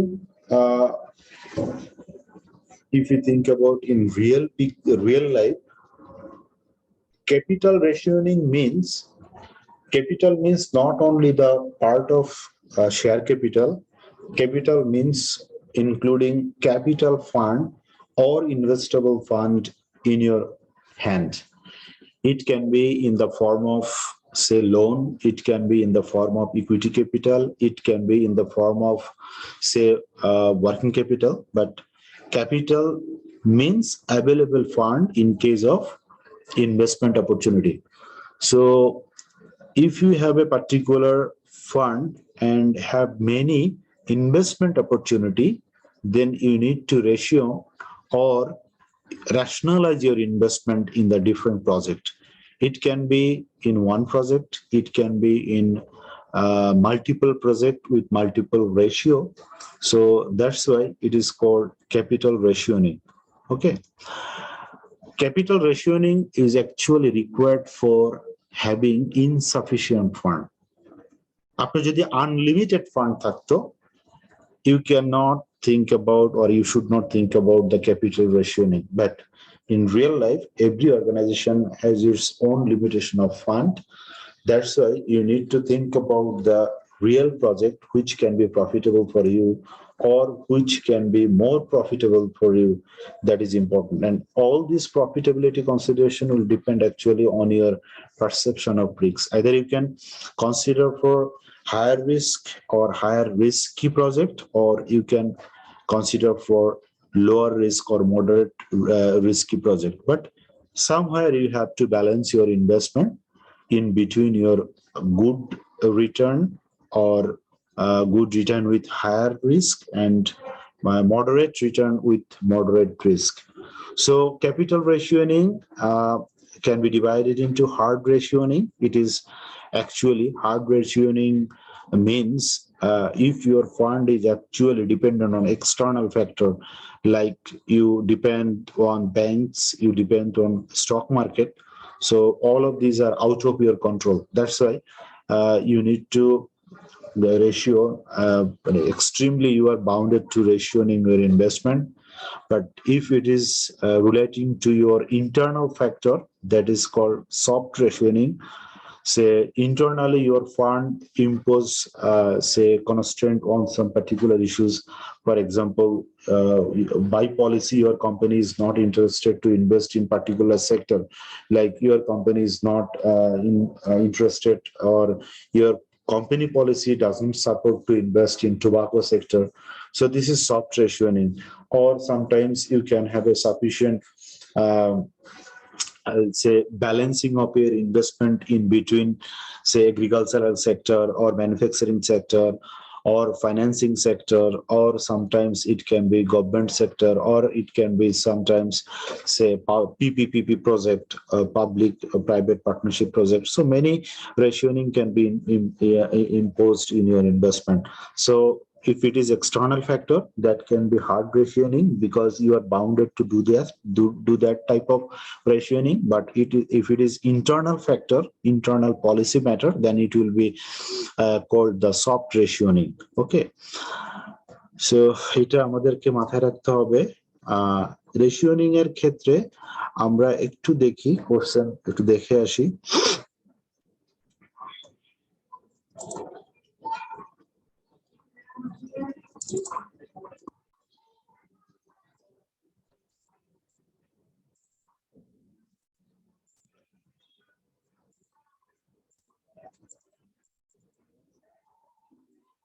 এক্সেলটা কি দেখা যাচ্ছে? জি স্যার। জি দেখা যাচ্ছে স্যার। দেখা যাচ্ছে না? Okay. So it's very easy, but definitely we have to practice it. Available fund is $50,000 and 4 available projects are as follows. So we have project A, B, C, D, and we have estimated NPV of 1,50,000, 84,000, $45,000. Fund investment requirement is 50,000, 10,000, 10,000, and 15,000. So requirement, which project should be undertaken? First of all, your fund constraint is 50,000. You have only 50,000 to invest, and you have 4 options of investment. By investing 50,000, you can get 1 lakh NPV, net present value. By investing 10,000, you can have a negative return of 50,000 in case of project B. By investing 10,000, you can get 84,000 net present value. And by investing 15,000, you can have 45,000 of net present value. So what should be your investment decisions regarding all about your $50,000? In case of making decision, first of all, use the outlier technique. That means the project which have only negative return, first of all, you should ignore it. Can you understand me? The first decision that out of 4 projects, you should not go for B because you will not lose your capital, right? So, and the second stage is the remaining 3 projects should be evaluated on your rationing purpose. Say A, B, C, D, and fund requirement has been synchronized over here. Net present value, NPV divided by investment. That means we are finding the proportionate rate of return from the perspective of NPV. That means by investing your money, $1 of investment can give how many times of your NPV. So highest times of return is from project C. That means 8.4. Just think about by investing $1, you can get $8.4 from the project. So that should be the highest choice of you. The second one is by investing $1, you can get $3 return from project D. So what should be the decision of your investment? Your investment available fund is 50,000. So you can take full of C, that is 10,000 first. Then you have 40,000 to invest. So next one, 15,000 more. So this is all about 25,000, and the rest of the amount 25,000. So half of the project can be taken from your available fund. It is very easy. Just find out the return per dollar or per unit. We can say return per unit and rank the project and ultimately take the decision about your allocating the fund. Very easy. So এটা বুঝতে পারে। Sorry? একটা question ছিল sir. Sure. Half of project কি নিয়ে দেয় sir? জি exactly. এখানেই প্রশ্নের factor. So project means investment opportunity, right? Project যদি investment opportunities হয়, project can be in manufacturing also, project can be in investment also. So half of the project নেওয়া যাবে না, এটা বলা যাবে না, because say for example আমার এই $50,000 আমার হাতে আছে, আর এই প্রজেক্ট A, C এবং D বলতে বোঝাচ্ছে bank A, bank B and bank C। অর্থাৎ আমি বিভিন্ন ব্যাংকে ইনভেস্টমেন্ট করলে আমি এই টাকাটা রিটার্ন পাবো। In that case, I can have the opportunity of having half of the project. বোঝা গেছে? জি স্যার, ক্লিয়ার। স্যার তাহলে ফান্ড রিকোয়ারমেন্ট 50,000 দেওয়ার কি দরকার ছিল? তাই এটা তো আমি ধরে নিতে পারছি যে ইউনিট রিকোয়ারমেন্ট, যে এতটুকুই লাগবে এই প্রজেক্টটার জন্য, নাকি স্যার? না না না না, এই যে আমরা প্রশ্নের মধ্যেই বলেছে you have an available fund of 50,000। Constant আছে এটা। এক্স্যাক্টলি, সো দ্যাটস ওয়াই আমরা শুরুতে বলেছিলাম যে you need to think about your fund, available fund. এই যে এখানে আমরা যেটা বলছিলাম ক্যাপিটাল রেশিওনিং এ, ক্যাপিটাল রেশিওনিংটা প্রশ্ন আসছে কেন? Capital rationing is required only because you have not unlimited fund to investment. You have limited fund and business organization. Sorry. Again, please. No, sir. Carry on, please. So, investment এর ক্ষেত্রে আমরা যখন এখানে একটা example দেওয়া আছে 50,000, but real লাইফে সে for example আমি যে প্রতিষ্ঠানটা রান করি সেখানে আমি 3টা প্রতিষ্ঠানের একটা গ্রুপ, সো আমাদের প্রত্যেকেরই নিশ্চয়ই ফান্ডের একটা লিমিটেশন আছে, রাইট? সে আমি একটা ব্যাংকের যদি আজকে গ্রুপ সিএফও হিসেবে কাজ করি তাহলে আমার ব্যাংকেরও তো একটা ক্যাপাসিটি আছে, তাই না? সো আমি যদি বিগ প্রজেক্টে ইনভেস্টমেন্ট করতে চাই তাহলে আমার ফান্ডেরও একটা কনস্ট্রেন্ট থাকবে। সেই কনস্ট্রেন্টটাকে আমরা বলেছি 2 ধরনের কনস্ট্রেন্ট হতে পারে, যে সেটা যদি এক্সটার্নাল ফ্যাক্টরের উপর ডিপেন্ড করে, সে আমার ব্যাংক ক্যাপিটাল মার্কেট থেকে টাকা উঠাচ্ছে বা অন্য জায়গা থেকে বড় করছে, তাহলে in that case it can be very hard rationing, যে আমি চাইলে এটা ফ্লেক্সিবল করতে পারবো না। আর সফট রেশিওনিং এর ক্ষেত্রে বলছিলাম যে এটা যদি আমার ইন্টারনাল ফ্যাক্টর হয় regarding my policies of the internal organisational policies, তাহলে এটা কিন্তু সফটলি হ্যান্ডেল করা যায়, যে কারণে এটাকে আমরা সফটলি রেশিওনিং বলছি। আর ইনভেস্টমেন্ট প্রজেক্টের ক্ষেত্রে it is very common question যে এটা হাফ প্রজেক্ট নেওয়া যাবে কিনা, বাট প্রজেক্ট বলতে আমরা বা ফাইন্যান্সিয়াল প্রজেক্ট বলতে যেটা বোঝায়, project means many things. Project means you can invest in full of the project or you can take a part of the project.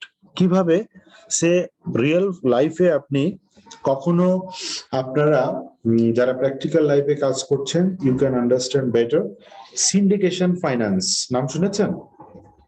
Syndication finance অনেকগুলা ব্যাংক। জি স্যার, শুনছি sir. একটা লিড ব্যাংক থাকে বড় একটা প্রকল্পে ইনভেস্ট করার জন্য, আর তার অ্যারেঞ্জমেন্টে আরো অনেকগুলা ব্যাংক সবাই মিলে একটা প্রজেক্টে অর্থায়ন করে, এটাই। Very good. সে আপনারা কিছুদিন আগে টিভিতে স্ক্রলিং এ দেখেছিলেন মেঘনা ইপিজেড, নাম শুনেছেন? কেউ চিটাগং জোনে থাকলে পাবেন। জি স্যার। মিরসরাই, হ্যাঁ মিরসরাইয়ের, হ্যাঁ মেঘনা জানি। জি please. Bashundhara sir gold refinery একটা প্রজেক্ট করতেছে, ওদের প্রজেক্টের সাইজ বসুন্ধরা গ্রুপ, ওরা একটা গোল্ড রিফাইনারি প্রজেক্ট করতেছে। টোটাল কস্ট, প্রজেক্টের কস্ট হচ্ছে স্যার 4,300 কোটি টাকা। তো 4টা রাষ্ট্রায়ত্ত ব্যাংক আর এক্সিম ব্যাংক আর একটা ব্যাংক আছে সম্ভবত, 6 ব্যাংক মিলে ওখানে সিন্ডিকেশন অ্যারেঞ্জমেন্টে ওখানে ফাইন্যান্স করতেছে স্যার, আমি যতদূর জানি। Very good. সো এটা একটা প্রজেক্ট না, একটা বিগ প্রজেক্ট। বসুন্ধরার এই প্রজেক্টটা সে 5,000 কোটি টাকার প্রজেক্ট। সো 5,000 কোটি টাকার প্রজেক্ট যখন হবে তখন একটা ব্যাংক বা একটা প্রতিষ্ঠান এই প্রজেক্টটাকে ক্যারি করতে পারবে না। তখন সে আমার প্রতিষ্ঠান, আমরা বাংলাদেশে প্রথম সিন্ডিকেশন ফাইন্যান্সটা নিয়ে আসি এবং মেঘনাটটা গত 2 বছর মেঘনাটটা আমরা করেছি, সামিটেরটা আমরা করেছি। হ্যাঁ, তো সেখানে যদি মিরসরাই কারোর বাসা বা বাড়ি থেকে থাকে তারা দেখতে পাবেন মেঘনা ইপিজেডের ক্ষেত্রে। তো সেখানে আমাদের প্রতিষ্ঠানের লোগো টোগো সবকিছু করা আছে। তো ওখানে বা এখানে বসুন্ধরার ক্ষেত্রে বলি, সে one single party will work as a lead arranger, right? এবং এই লিড অ্যারেঞ্জারেরও নিজেরা কিছুটা পার্টিসিপেশন থাকবে, আর আদার্স যে 10 জন বা 15টা বা 20টা ব্যাংক থাকবে এদেরকে বলা হয় পার্টিসিপেন্ট ব্যাংক। হ্যাঁ, সিন্ডিকেশন পার্টিসিপেন্ট। এই পার্টিসিপেশন থাকে, সে ফর এক্সাম্পল আমি বললাম যে মিনিমাম 1 কোটি টাকার রেশিওনিং হতে হবে। তাহলে এই যে 4,500 কোটি টাকা আমরা ফাইন্যান্স করছি, এই ফাইন্যান্সের ক্ষেত্রে সিন্ডিকেশন অ্যারেঞ্জমেন্ট বা সিন্ডিকেশন অ্যারেঞ্জারেরও একটা যেমন পার্টিসিপেশন থাকে, তেমনি মিনিমাম 1 কোটি টাকা ইনভেস্ট করার অপরচুনিটি থাকে। তাহলে এই প্রশ্নের উত্তর কি আমরা এভাবে দিতে পারি যে not only 50%, you can have the opportunity of having investment in 1/5, 1/10, even 1/100, you can have the opportunity to invest in a particular project. এটা বলা যায়? সো যে কোনো প্রজেক্টে এই জাতীয় রেশিওনিং এ ইনভেস্ট করা যায়। যে প্রশ্ন করেছিলেন আনসার কি পাওয়া গেছে? জি স্যার, মানে আসলে মানে অ্যাজাম্পশন করে নিতে হবে যে এটা ডিভাইসেবল, প্রজেক্টটা ডিভাইসেবল। অবশ্যই এবং প্রজেক্টটা যে ডিভাইসেবল, এটা আপনি ছোট্ট একটা নোট দিয়ে দিবেন। মানে পরীক্ষার হলে আপনার সেফ সাইড হচ্ছে, আমি একটু আমার প্র্যাকটিক্যাল লাইফটা শেয়ার করি। সেটা হচ্ছে আমি প্রথম দিন বলছিলাম যে আসলে আমার পক্ষে ওই রকম ইয়া করা সম্ভব না। তো প্র্যাকটিক্যাল লাইফে যেটা আপনি করবেন, যখন একটা পরীক্ষার হলে কোনো কিছু নিয়ে কনফিউশন হবে, প্রশ্নের মধ্যে দেওয়া নাই এমন কিছুতে আপনি ইজিলি অ্যাজাম্পশন করে নোট দিয়ে দিতে পারবেন। আপনি কি বুঝতে পেরেছেন আমার কথা? কিন্তু প্রশ্নে যদি দেওয়া থাকে, প্রশ্নের এগেইনস্টে কি আপনি কিন্তু অ্যাজাম্পশন করতে পারবেন না। Got my point?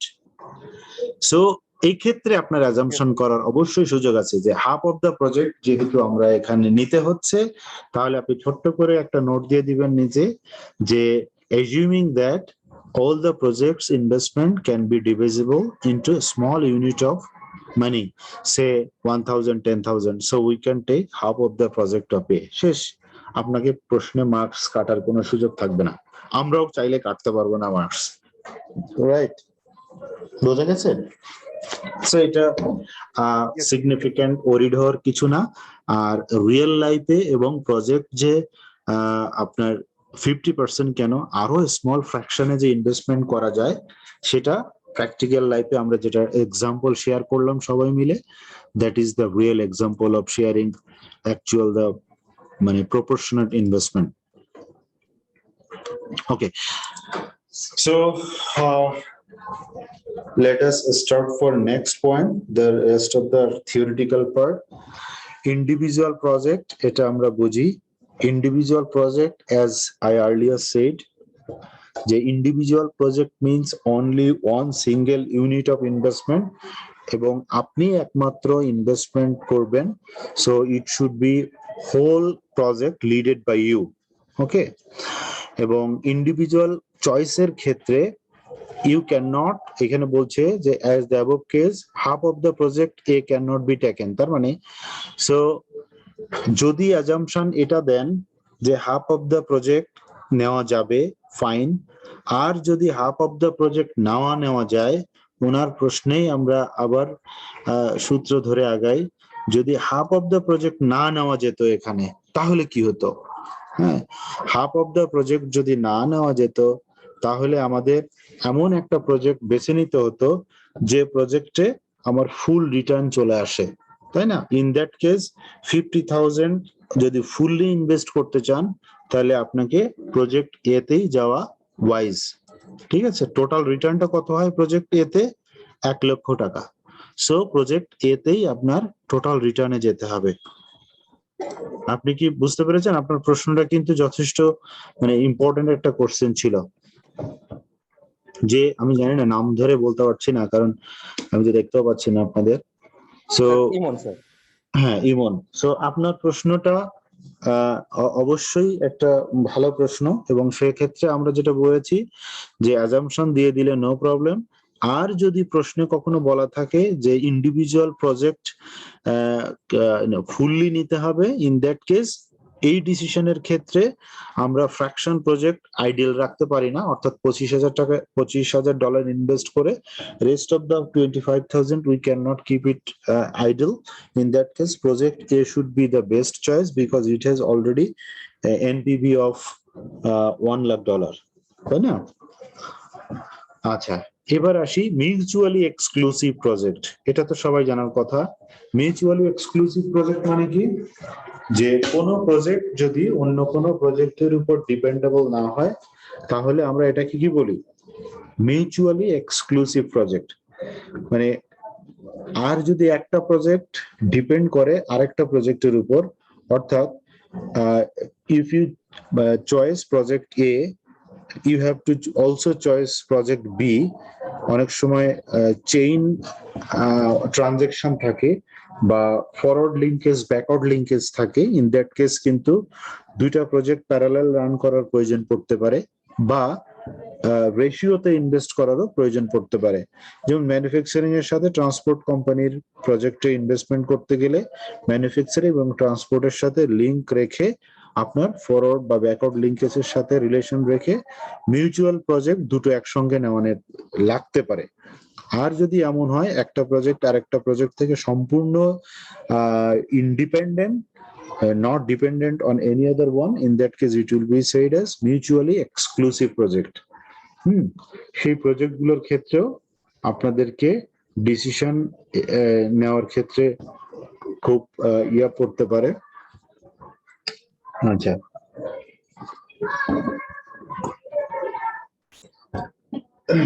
বই আছে কাছে, আমরা এই চ্যাপ্টারটা একটু ক্লোজ করি, 15টা একটু ডিসকাশন করব। হ্যাঁ, আছে সামনে, সবার সামনে বই আছে? জি স্যার। জি স্যার।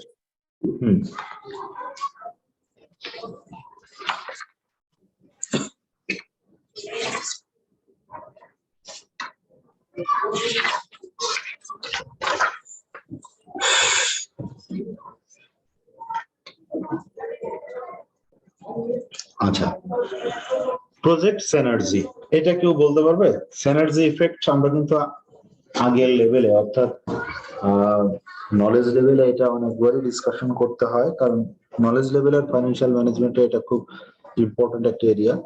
সো সিনার্জি মানে হচ্ছে কি, যে পজিটিভিটি ইন জয়েন্ট ফোর্সেস, তাই তো? যেটা আমরা বলি যে একজন যদি কোনো কিছু ক্যারি করতে না পারে তাহলে দুইজন মিলে সেটা ক্যারি করলে জয়েন্ট ফোর্স তৈরি হয়। সো প্রজেক্টের ক্ষেত্রে তাই সিঙ্গেল প্রজেক্টের যে return and individual project return can be much more higher if we invest or merge the two project. So এই synergy effect টা 15 এ আমাদের একটা ডিসকাশন দেওয়া আছে, আমরা একটু দেখি। বলছি farm A has $1 lakh available for investment at today. 3 divisible project.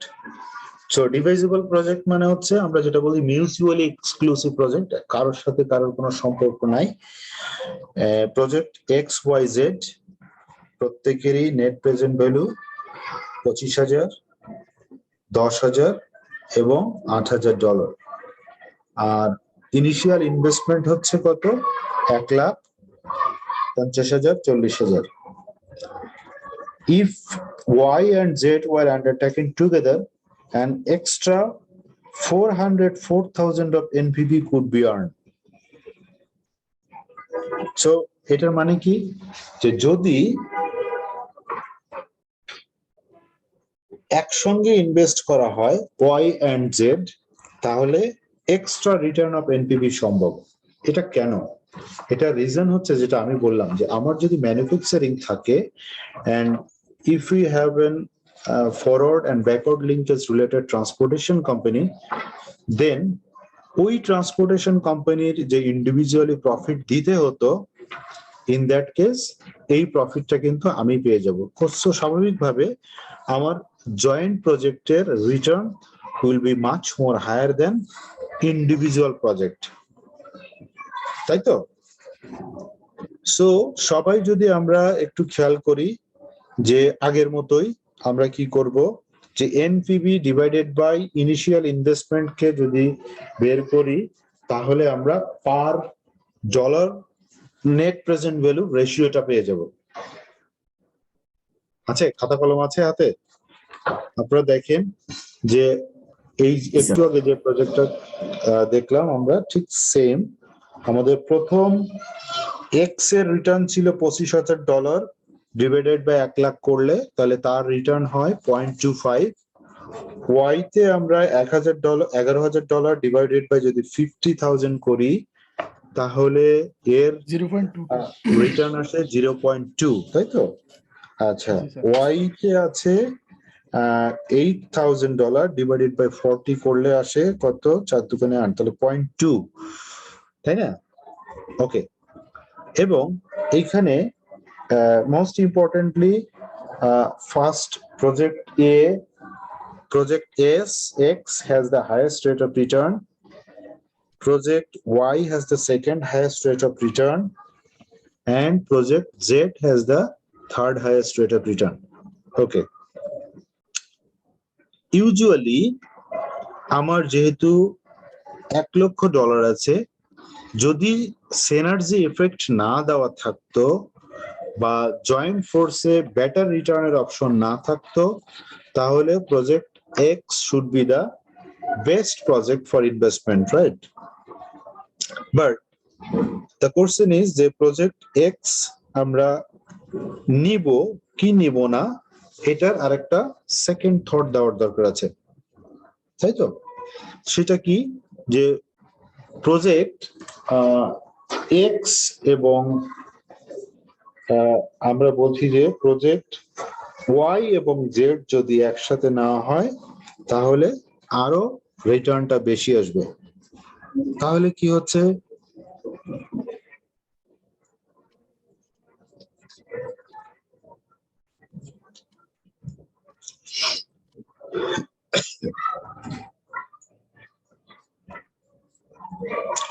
তাহলে আমরা দেখি টোটাল ক্যাশ, টোটাল এনপিভি কত হবে তখন। প্রজেক্ট Y Z অর্থাৎ 11 and 8 19,000 প্লাস এক্সট্রা সিনার্জি কত ছিল? 4,400. So in that case, total inflows or total NPV divided by total investment 90,000. তাহলে আমাদের রেট অফ রিটার্ন কত হবে? So rate of return হচ্ছে 26. So in that case কিন্তু X কে supersede করে গেছে রিটার্নের ক্ষেত্রে, তাই না? তাহলে প্রজেক্ট Y এবং Z will be first choice এবং Z টা হবে সেকেন্ড চয়েস, কারণ এটা ওখানে ছিল 25 পয়সা। তাহলে এই ক্ষেত্রে আমরা ঠিক আগের সেই প্রশ্নে চলে আসলাম যে আমি যদি এখানে $90,000 ইনভেস্ট করি তাহলে বাকি 10,000 ইনভেস্টমেন্ট আপনি কি করব, তাই তো? সো আমি 90,000 ইনভেস্ট করে আমার নেট প্রেজেন্ট ভ্যালু তখন আসবে কত? 23,400, এবং বাকি যেটা $10,000 সেটাতে যদি আমি ইনভেস্ট করি তাহলে আমার আসবে 2,500। 10,000 তো প্রপোর্শনেট যদি করি তাহলে টোটাল আসছে 25,900। সো আলটিমেটলি কি দেখা যাচ্ছে যে ওই সেই প্রশ্নটা আবারও চলে আসলো যে আমাকে এখানে অ্যাজাম্পশন দিয়ে বেরোতে হবে যে আমি ধরে নিচ্ছি যে প্রজেক্টে ফ্র্যাকশন ইনভেস্টমেন্ট করা সম্ভব, ঠিক আছে? তো এখানেও কিন্তু আপনার 10,000 এক্সট্রা ফ্র্যাকশন ইনভেস্টমেন্ট করা প্রয়োজন পড়বে প্রজেক্ট এ তে, যেখানে যার প্রজেক্ট ইনভেস্টমেন্ট সাইজ ছিল $1,00,000। এখন প্রশ্ন হচ্ছে, যদি কনসেপচুয়ালি কখনো কনসেপ্ট জাজ করার জন্য যদি কখনো এখানে প্রশ্নের মধ্যেই একটু ঘুরিয়ে দেয় যে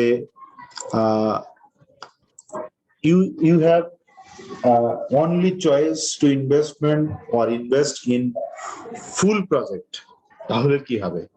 তাহলে সিনার্জি এফেক্ট থাকার সত্ত্বেও you cannot invest in fraction. বুঝা গেছে? জি স্যার। মানে এগুলো কিন্তু পরীক্ষার হলে একটু সতর্ক থাকতে হবে। অনেক সময় এই জিনিসগুলো অনেক সময় মানে চালাকি করে, বা আমরা যেটাকে বলি যে আইকিউ টেস্ট করার জন্য অনেক সময় এই বিষয়গুলো করা যায়। আচ্ছা, একজন মেসেজ লিখেছেন নয়েজ। আমার এখানে কি নয়েজ হচ্ছে কোনো? No sir.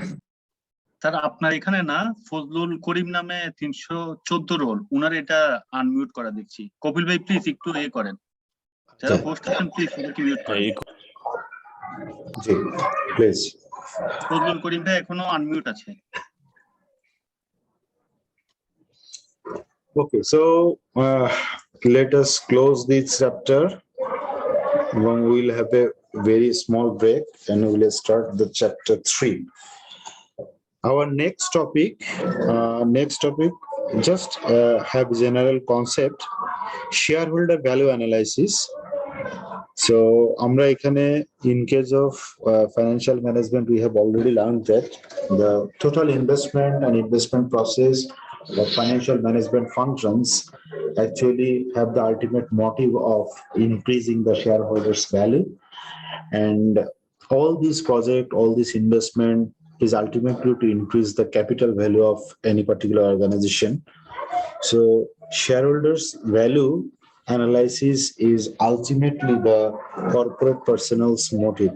So in that case, value driven functions gulo ki ki, but what are the value drivers in financial management? We should know the points. আমরা বলি যে 7 factors of shareholders value drivers. One is sales growth, operating profit margin, corporate tax rate. So question চলে আসবে, why corporate tax rate is value drivers? Corporate tax rate can be a good value drivers. We have already learned about it না, যে ডেপ্রিসিয়েশনের কারণে corporate ট্যাক্সের ইম্প্যাক্টে আমরা যে প্রজেক্টে cash inflow বা সেভিংস হতে পারে, এটা কিন্তু আমরা একটা এক্সাম্পল অলরেডি দেখেছি, তাই তো? Then investment in non-current assets. This is very important value drivers because non-current assets investment all over the world, investment in non-current assets normally have a positive impact in future, though it has a low rate of return, but investment in non-current asset is also important value drivers for shareholders value. Then investment in working capital, that is also important because working capital is the main precondition for continuing the business. If you don't have working capital or if you have shortage in working capital, you will not be able to perform your business properly. So in that case, you have to keep in mind that working capital is most of the important functions like our blood circulation in our body. So working capital is the blood circulation or movement in the corporate world or corporate body. Cost of capital, most importantly, cost of capital is the one of the main factor. So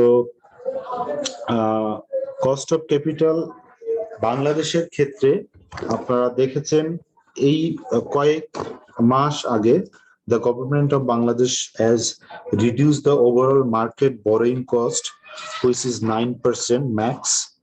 So in that case, cost of capital will be one of the most important factor. And another one is, and cost of capital, the last one is life of the projected cash flows. That means in case of deciding about the project, cash flow projection is very important. If your cash flow projection is not accurate, you will not be actually decide about your future return. এবং আমরা যেটা বলছিলাম যে cash floor ধরন বা nature of cash flow is very important. Nature of cash flow is important কেন? যে cash flow নেচারে প্রেডিকশনে যদি কোনো ভুল হয় তাহলে your budget, your plan, everything will be in trouble. Cash flow mismatch হবে, আর ক্যাশ ফ্লো মিসম্যাচ হলে অপারেশনেও হ্যাম্পার হবে। So 7 value drivers, just keep in mind, এবং যদি আসে পরীক্ষার হলে লিখতে পারবেন, এমন করে কনসেপ্টটা থাকলেই চলবে। খুব বেশি কনসেন্ট্রেট খুব বেশি করা দরকার নেই, জাস্ট মাথায় রাখবো যে what are the value drivers of shareholders value increase. একটা হচ্ছে sales growth, operating profit, corporate tax rate, investment in non-current assets, investment in working capital, cost of capital, and life of the projected cash flows. একটু disturb করবো sir, আমাদের একজনের নয়েজের জন্য আমরা খুব প্রবলেমে আছি। আর আমাদের হোস্ট কই? কবিল ভাই আপনি কোথায়? প্লিজ একটু সুমন দেব রয় নাকি? Roll number roll number 314. জি স্যার, ফজলুল করিম, উনাকে আচ্ছা। একটু মিউট করতে হবে, উনি অনেকক্ষণ থেকে আনমিউট আমাদের কি অপারেটর কেউ আছে? আমি তো আছে। আমি কি আপনি পারতে পারেন স্যার, কিন্তু কপিল ভাই পারবে, আমাদের ক্লাস ক্যাপ্টেন। একজনও তো কাজ করতেছে না, রাজীব অল্প। রাজীব ভাই ভাই আপনারা কেন হোস্ট না হয়ে আমাদেরকে করে দেন যদি ক্লাসে না থাকেন? সেটাই। প্রত্যেকটা মানে মাথা ব্যথা হয়ে গেছে শুনতে শুনতে। আমি কি আইটি তে ফোন দেই একটু নাকি? স্যার আপনি তো মনে হয় পারলে করেন স্যার, করতে পারবেন আর কি। আপনি যদি করতে পারেন ভালো, নাইলে প্লিজ স্যার কল দেন, কারণ মাথা ব্যথা হয়ে গেছে, আপনার ইম্পর্টেন্ট ক্লাসটা শুনতে জি পাচ্ছি জি, না ঠিক আছে, ভেরি গুড পয়েন্ট, এটা শুরু থেকে বলা উচিত ছিল। এনিওয়ে আমি আইটি তে ফোন দিচ্ছি, সমস্যা নেই।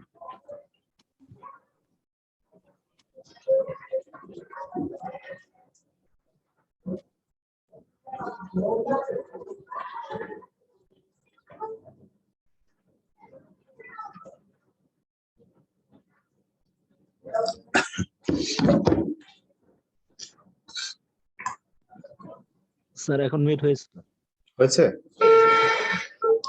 ক্যান্সেল করব? হয়েছে? জি স্যার। আচ্ছা, আমি কল কেটে দিলাম। ওকে, সো ভেরি গুড পয়েন্ট। এই জাতীয় ইস্যুতে অনেকে এখানে near about 100 students are giving there time, so definitely we should honour that time. না, সময়ের অনেক মূল্য আছে। সো কারো যদি কোনো কারণে কারো প্রবলেম হয়, সাথে সাথে address it. Okay, so thank you for the issue. Then the next point, investing overseas. Investing overseas, as I earlier said, the investment in different countries will actually determine your capacity of investment globally. বাংলাদেশে banking সেক্টরের যে investment, একটা significant portion of the banking functions is run overseas. কারণ আপনারা অনেকেই জানেন যে LC না খুললে যেমন এক্সপোর্ট ইম্পোর্ট হয় না, তেমনি ফরেন ফাংশন না থাকলে অ্যাকচুয়ালি কোনো ব্যাংকের অস্তিত্ব টিকে রাখা খুব difficult. That's why all of the banks in Bangladesh, especially the banks who have a function of say exporting import functions or LC functions, then foreign treasury functions, all have to think about the foreign transactions. At the same time, the organization which are doing business in manufacturing sector or service sector, say for example Prana Rafael, say for example Square Group, Beximco, they all are now investing, or they all are now thinking for foreign functions, like someone investing in production factory, someone investing in marketing purpose, or sometimes someone investing to be enlisted in the foreign share markets also. So it is very important for us to understand overall things of investing in foreign or overseas. Recently, one important part of investment, say some South African countries is offering to invest from Bangladesh in their agricultural sector. So far you can hear that, or in newspaper you will get this news, but this is very good opportunity for Bangladeshi investors. So in that case, for deciding about the foreign investment, what can be the important factor for considerations, or what are the issues, or what are the barriers, what are the limitations you should think about due to in case of investing in foreign countries? At the same time, alternatively thinking, if you think that you are getting some foreign investment in Bangladesh, this is also important to understand the overseas transactions limitation. Like we are now working with some foreign investors for bringing some foreign loans in Bangladesh. So I have to think about all the restrictions regarding the transaction from foreign country to Bangladesh. At the same time, we have to think about, say, material export from Bangladesh to foreign country, or materials import from foreign country to Bangladesh. So everything depends on the arrangement between two countries. Say for example, importing from China in Bangladesh is very say easy for us, because most of the cases, most of investors, those who are interested or involved in importing activities, they are very used to import from China. There are also significant import from India. But if we think about that, we are going to import from, say, South Africa. It will be very difficult for us because we have to understand the relation between the two countries. So what are the transactions limitation, or what are the guidance for transactions? So we have to think about the foreign like political issues, like cultural issues, like other risk. For example, আমরা যেটা বলি যে ইম্পোর্টের ক্ষেত্রে অনেক সময় mode of import কি হবে, either it is by ship or by air or any other mode, by road. So this is also important. So materials is physical side, but in case of investment, most financial indicators are the tax arrangement between the two countries.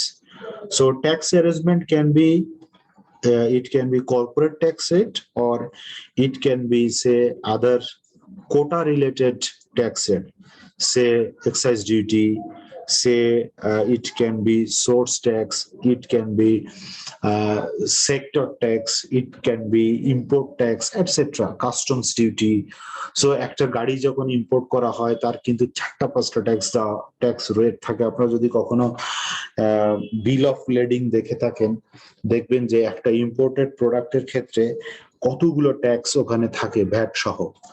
So all are different from different perspective, from the perspective of nature of the product or from the perspective of relation with the countries. So সবকিছু কিন্তু depend করে foreign ইনভেস্টমেন্টের ক্ষেত্রে, foreign overseas ট্রানজাকশনের ক্ষেত্রে। At the same time, এখানে political রিস্কের ক্ষেত্রে কোটা আমরা দেখি যে আমরা যদি ফরেন ইনভেস্টমেন্টের ক্ষেত্রে কোথাও ইনভেস্ট করতে যাই, তাহলে quota arrangement is very important. As like we have quota arrangement with European Union, we have quota arrangement with America, London, we have ইংল্যান্ডের সাথে 4টা ইংল্যান্ডভুক্ত কান্ট্রির সাথে আমাদের কোটা অ্যারেঞ্জমেন্ট আছে, ইউরোপিয়ান ইউনিয়নের সাথে আছে, আমেরিকার সাথে আছে, কানাডার সাথে আছে। সো এই কোটার ক্ষেত্রে কিন্তু আমরা we cannot invest or we cannot export beyond our quota specified between the two countries agreement. At the same time, tariff arrangement, somewhere we have high rate of tariff in case of countries in between two countries, but we have liberal tariff arrangement with India. You know already যে ইন্ডিয়ার সাথে আমাদের liberal tariff arrangement আছে বলেই আমরা অনেক কিছুতে ইন্ডিয়ার উপর ডিপেন্ডেন্ট থাকতে হয় আমাদের। At the same time, আমাদের চায়নার সাথেও we have a good tariff arrangement, but by product জাপানের সাথে আমাদের কিন্তু হাই ট্যারিফ অ্যারেঞ্জমেন্ট আছে অন ভেহিকল ইম্পোর্টের ক্ষেত্রে। সেটা আপনারা যারা ভেহিকল ইউজ করে থাকেন তারা যথেষ্ট ভালো জানেন। দেন অনেক সময় নন ট্যারিফ ব্যারিয়ারের ক্ষেত্রে যেগুলো আছে, যে ট্যাক্স বা ট্যারিফ নয়, বরং nature of the product, as I earlier said, it can be from the part of government, like arms এর ক্ষেত্রে বা আইটি সফটওয়্যার এর ক্ষেত্রে রেস্ট্রিকশন থাকে, বা অনেক সময় সেফটি নেটের ক্ষেত্রে এটা ডেটা ইনফ্লো বা রিস্ক জোনের সঙ্গে আপনার ডেটা ইম্পোর্টের ক্ষেত্রে অ্যারেঞ্জমেন্ট করা যায় না। সেটা আমরা ভালোভাবেই জানি যে সাবমেরিন কেবলে যাদের সাথে কানেকশন আছে সেখানেও কিন্তু আমাদের হিউজ ফিল্টারিং পারপাস অনেক বড় বড় ডিভাইস বা রেস্ট্রিকশন দেওয়া আছে আমাদের country পার্সপেক্টিভে। We have other restrictions from, say, local companies, like যদি আমরা লোকাল কোম্পানিজ এর ক্ষেত্রে সেভ করতে চাই তাহলে ফরেন ইনভেস্টমেন্ট বা ফরেন ইম্পোর্টের ক্ষেত্রে আমরা লোকাল কোম্পানিগুলোকে সেভ করার জন্য তাদের রিপ্লেসমেন্ট প্রোডাক্ট বা আমরা যেটা বলি পরিপূরক প্রোডাক্ট গুলোকে আমরা রেস্ট্রিকশন করে দেই। দেন ন্যাশনালাইজেশনের ক্ষেত্রে একটা ইম্পর্টেন্ট ইস্যু হচ্ছে, in case of investment you have to think about the risk of nationalization. Say for example, আপনার ব্রাক ইনভেস্ট করেছে সে আফগানিস্তানে, বাট আফগানিস্তানে যখন সরকার পরিবর্তন হলো there is a risk of nationalization, অর্থাৎ আফগানিস্তান সরকার যদি এমন চিন্তা করে যে সমস্ত অর্গানাইজেশন গুলোকে আমি ন্যাশনালাইজ করে ফেলবো, in that case your investment will be under risk.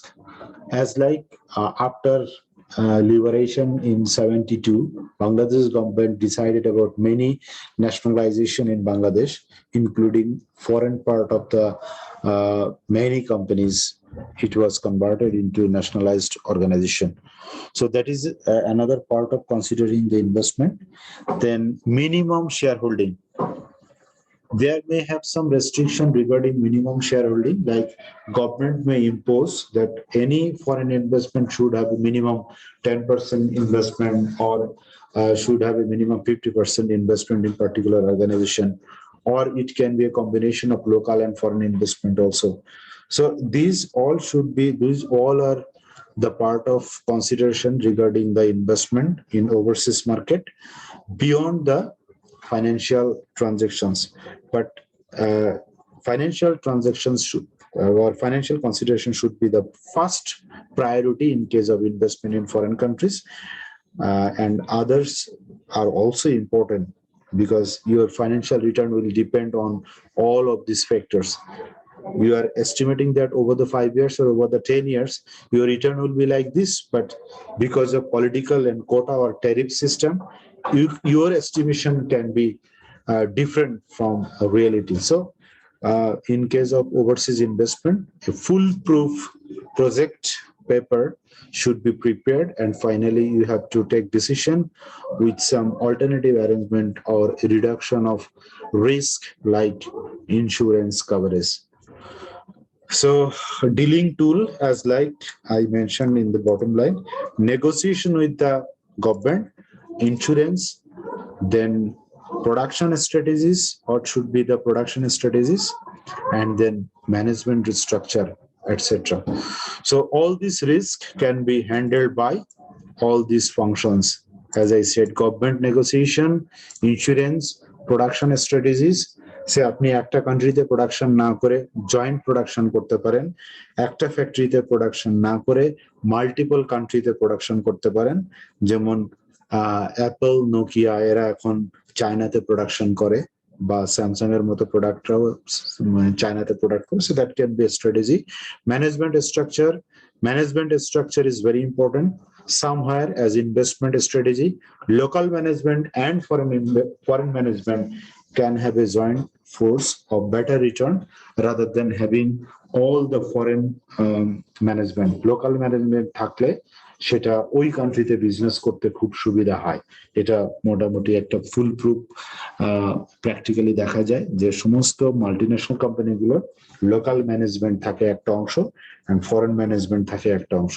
So that is another tool for reducing your risk of investment in the foreign country. So I think chapter 2 can be closed here, but আমরা প্রথমে যেটা বলেছি যে we will have to solve the previous year questions after having a thorough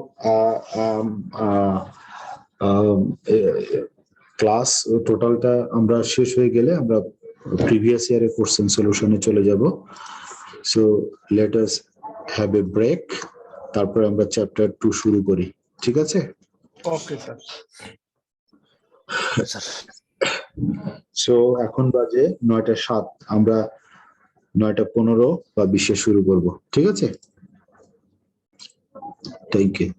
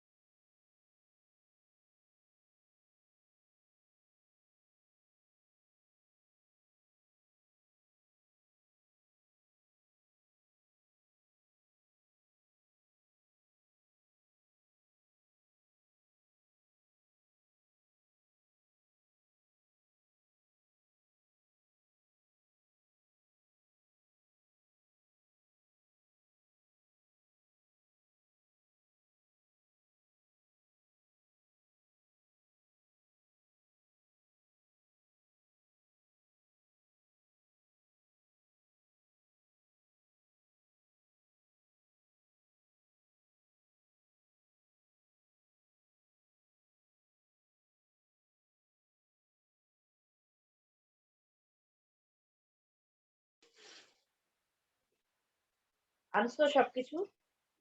কি chocolate মিষ্টি?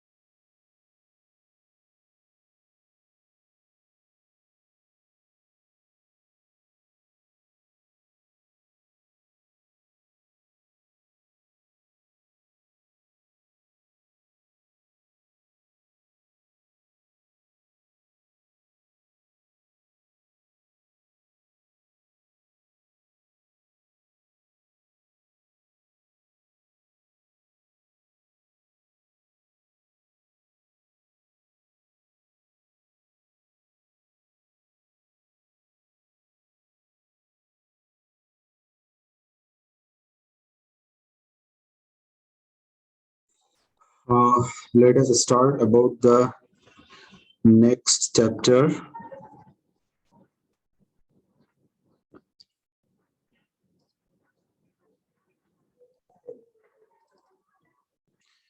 Chapter 3, Risk and Decision Making. সবাই আছি আমরা? Yes, sir. জি স্যার। জি স্যার, আসি sir. Okay, thank you. So risk and decision making regarding, as I earlier discussed about, the financial management include mainly financial management is actually for developing capacity to take your decision with confidence. In case of your real life performance in corporate houses, whenever you will lead your financial team or when you work as chief financial officer, sometimes COO or sometimes CEO or managing director, your function will be only to take the decision. You will not do any practically, say you will not do the Excel work, you will not do the work of say huge data analysis, but you will have to take the decision. So in that case, in taking of decision, the decision tools and decision criteria, you will have to think your brain and you will have to take wise decision based on the environment, based on the decision opportunity, based on the related risk, based on the related return, based on your expectation or expected rate of return. Say for example, the expected rate of return of any non-profit organization will be much more less than expected rate of return of any commercial organization. Say for example, any association may be happy to get at the rate of 10% return.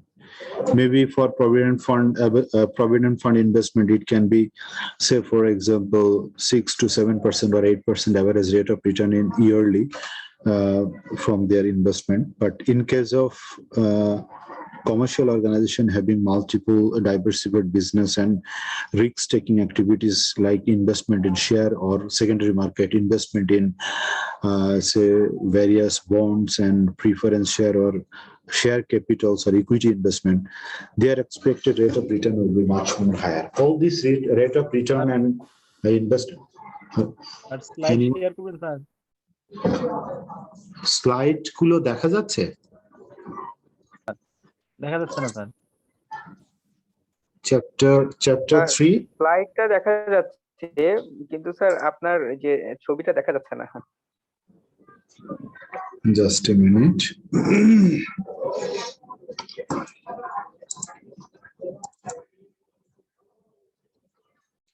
Chapter 3 risk and decision making দেখা যাচ্ছে এটা? জি sir, এখন দেখা যাচ্ছে। Okay. So as I discussed, the expected rate of return, risk and investment decisions are actually interrelated, and in real life or practical life, you will have to think about all of this, and that's why you have to be capable from now to think about your investment using all these options. So one of the important part is risk. As I discussed, the investment tendency and risk taking or risk avoiding tendency will depend on your nature of the organization. So risk, what does it mean? Risk in financial term or risk in financial management is actually the fluctuation of outcomes from investment. So investment fluctuation can result positive return or negative return, or it may be break-even point return, or maybe return above expectation or return below expectation.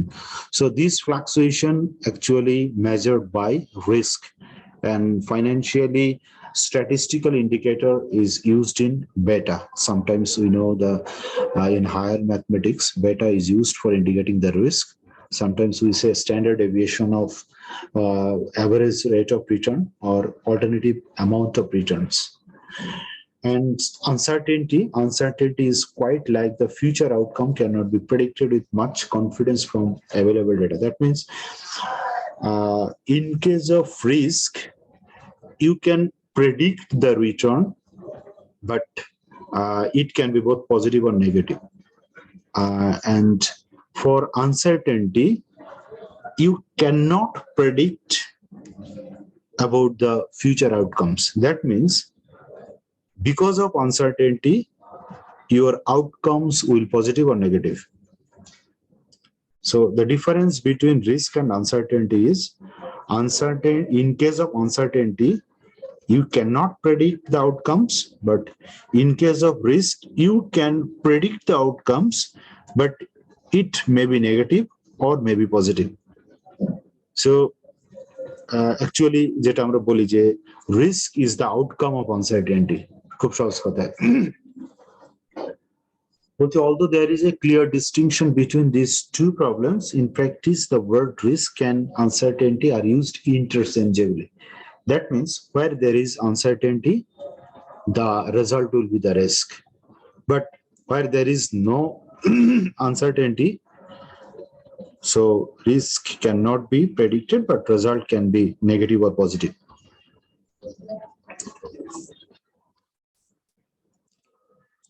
In case of dealing about this risk and return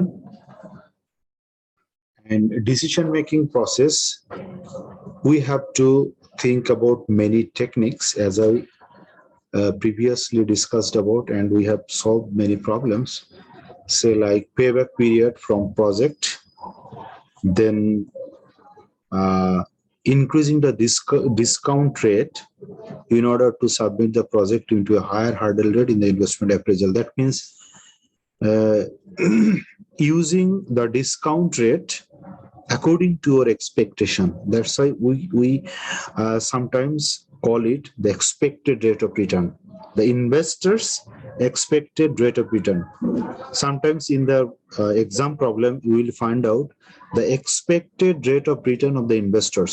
That means this is the minimum rate of return for investing in particular project or investment by a particular investors. So that is important. So as your expectation is high, your expected rate of return will be high, as well as the discounting rate will be high. Then making prudent estimates of outcomes to assess the worst possible situation. That means whenever you're assessing or appraising your investment proposal, you have to think about the best possible outcome as well as the worst possible outcome. Otherwise, your prediction and assessment will not be as per your reality. That means in case of your real assessment, you have to think about both worst and positive. অর্থাৎ সব থেকে ভালো কি হতে পারে and সব থেকে খারাপ কি হতে পারে সেটাও you have to predict about whole things. হয়তো আমাদের পরীক্ষায় মানে পরীক্ষার প্রশ্নে অনেক কিছু পজিটিভলি দেওয়া থাকবে, but in real life budget preparation, strategic decision making, you have to think about the maximum possible outcomes from positive side and maximum worst possible situation should be incorporated in your budget and in your projected cash flow analysis. Using sensitivity analysis, that is very important. Sensitivity analysis in case of finding out the margin or safety, or alternatively we can say finding out the break-even point of your project. That means if you think investing a big amount of money in particular project, you will have to find out the possible outcome. If the possible outcome is positive, then only you can take the decision of investment. But the question is, in case of prediction, you will have to think about many years, like 5 years, 10 years project, or sometimes it can be bigger, 10, 12, 15, 20 years project. But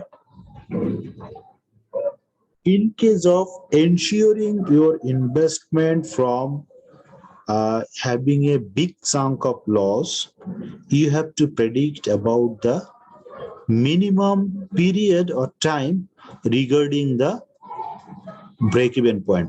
That means after how many years or after how many months you will reach to your break-even point. Or alternatively, if we think that certain uncertain factor or certain contingent factor may affect my project negatively, in that case, what will be the impact of that uncertain or contingent factor on my total project outcome? That means if I change any variables, then how these variables will affect my project negatively, and it will ultimately reach to break-even point.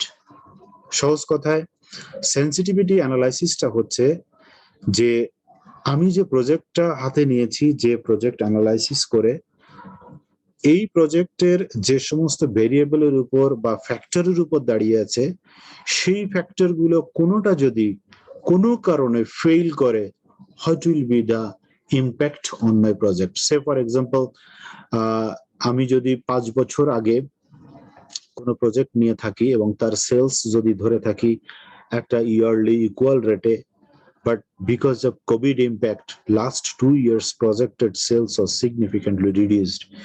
And what would be the impact on these reduced sales on my investment project? That is the sensitivity analysis. So before going final decision regarding the project or implementation of the project, you have to find out the sensitivity analysis of different factors and what can have the impact negatively on reaching the break-even point. So হতে পারে যে because of negative sensitivity break even পয়েন্টে পৌঁছাতে হয়তো আমার আরো delay হতে পারে, but how many years, that is most important. এই জন্য সমস্ত প্রজেক্ট পেপারে যখন আমরা একটা প্রজেক্ট পেপার কমপ্লিট করি, প্রজেক্ট পেপারের পার্টিকুলার কিছু স্ট্রাকচার আছে এবং সেই প্রজেক্ট পেপার কমপ্লিট করার পরে আমাদেরকে কিন্তু অল্টারনেটিভ সেন্সিটিভ ইম্প্যাক্ট গুলো নোট দিয়ে দিতে হয় যে considering all these factors remain same, this project can have a positive net present value over the next 10 years, having this amount of net present value. এবং finally, আমরা বলি, but note that if this factor changes by this percent, this project may delay further 2 years or 3 years to reach the break-even point, or this project may delay to assess this net present value for by 3 years or 2 years. So this is very important. এই জন্য যে কোনো project implementation বা project paper কম্পারিজনের কারণে sensitive analysis গুলো বা sensitivity impact গুলো identify করা খুবই important. So because of taking the financial decision and the project একবার ডিসাইড হয়ে গেলে that is very difficult to come back, কারণ তখন কাম ব্যাক করারও একটা হিউজ কস্ট আছে। দ্যাটস ওয়াই অনেক প্রতিষ্ঠান, আমি আগের দিন অটোবির এক্সাম্পল দিয়েছিলাম যে প্রজেক্টের ক্ষেত্রে এক্সপেরিয়েন্স তাদের ছিল furniture making and marketing and ডিস্ট্রিবিউশনের ক্ষেত্রে, but they have decided about the power plant and ultimately that project fail, and to come back from that project they have another huge amount of cost for dismantling and managing all these wastages and others. So ultimately total group is now in risk to continue their business because of taking a only single project of wrong investment. So that's why it is very important in practical life, though you will be one of the part of management having, say for example, salary of 10 lakh 20 lakh, but you will have to decide about the 200 crore 2000 crore or sometimes more amount of money for taking any particular decision. So একজন chartered accountant qualify করার পরে CFO হয় বা CEO হয় বা CW হয়, সে হয়তো বেতন পায় 5 লাখ 10 লাখ 15 লাখ পার মাসে, but he is taking about the decision of যেটা বললাম 15,000 crore ডিসিশন নিচ্ছে বা 4,000 কোটি টাকার ডিসিশন নিচ্ছে, 5,000 কোটি টাকার ডিসিশন নিচ্ছে। সো বসুন্ধরা গ্রুপে যে এক্সাম্পলটা দিলেন, ওখানে কাজ করছে আমাদের মাহবুব ভাই, হি ইজ দ্য বসুন্ধরা মানে CFO, so he is a qualified chartered accountant also. So this is the factor of the real life that you have to be involved in big decision making, and for that confidence you will achieve your quality, you will achieve your thinking capacity, you will have to have knowledge over the tools and techniques from now. This is the right time. After graduation and masters, you are for another years to have some real life example, and that's why we are said that during the class we should share our practical experience along with the academic subject. So sometimes that's why I will share with you some of the real life examples also. আপনাদের নিজেরও example থাকলে I will welcome. আমি সবসময় physical ক্লাসের সময় যেটা বলতাম যে যারা প্র্যাকটিক্যাল লাইফে জব করছেন, যারা এই সমস্ত রেসপন্সিবিলিটিতে আছেন বা যারা অডিট করতে গিয়ে ডিফারেন্ট টাইপ অফ এক্সপিরিয়েন্স পাচ্ছেন, you should share with your friends in the class.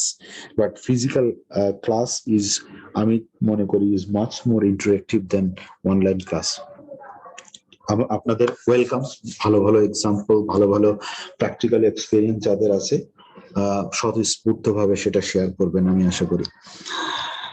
So let us jump to the next point. As I earlier said, sensitivity analysis. So sensitivity analysis যেটা আমরা already discuss করেছি, result are tested based on the change in particular single decision making variables of the project.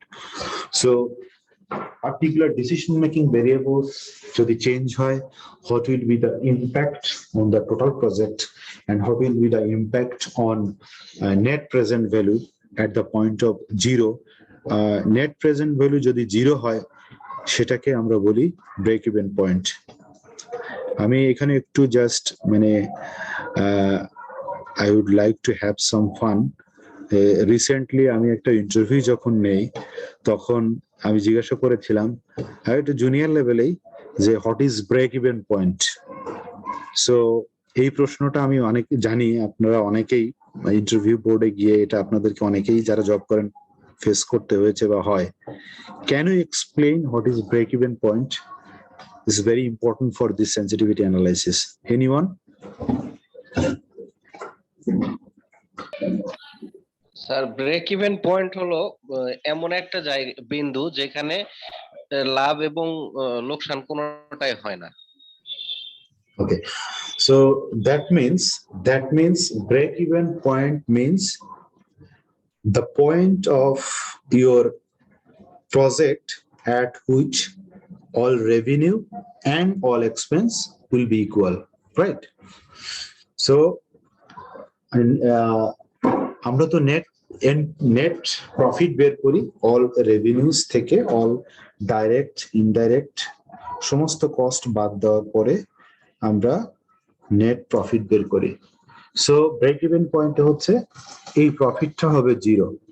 That means your all expenses and all income will be same, and that is the point from where company start earning the net profit.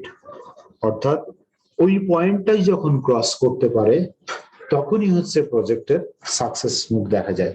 যেমন বাংলালিংক যখন প্রথম বাংলাদেশে business operation শুরু করে তখন তারা এসে পেয়েছে গ্রামীণ ফোনকে, এবং তারা শুরু থেকে, আমার খুব ভালোভাবে মনে আছে আমরা তখন ঢাকা ইউনিভার্সিটিতে পড়ি, শুরু থেকে তারা এত ব্যাপক মিডিয়া কাভারেজে গেল যে রাস্তায় বের হলেই বাংলালিংকের একটা পাওয়া যেত, টাইগারের একটা ডোরা কাটা ইয়েলো ব্ল্যাকের একটা ওদের ডিজাইন পাওয়া যেত।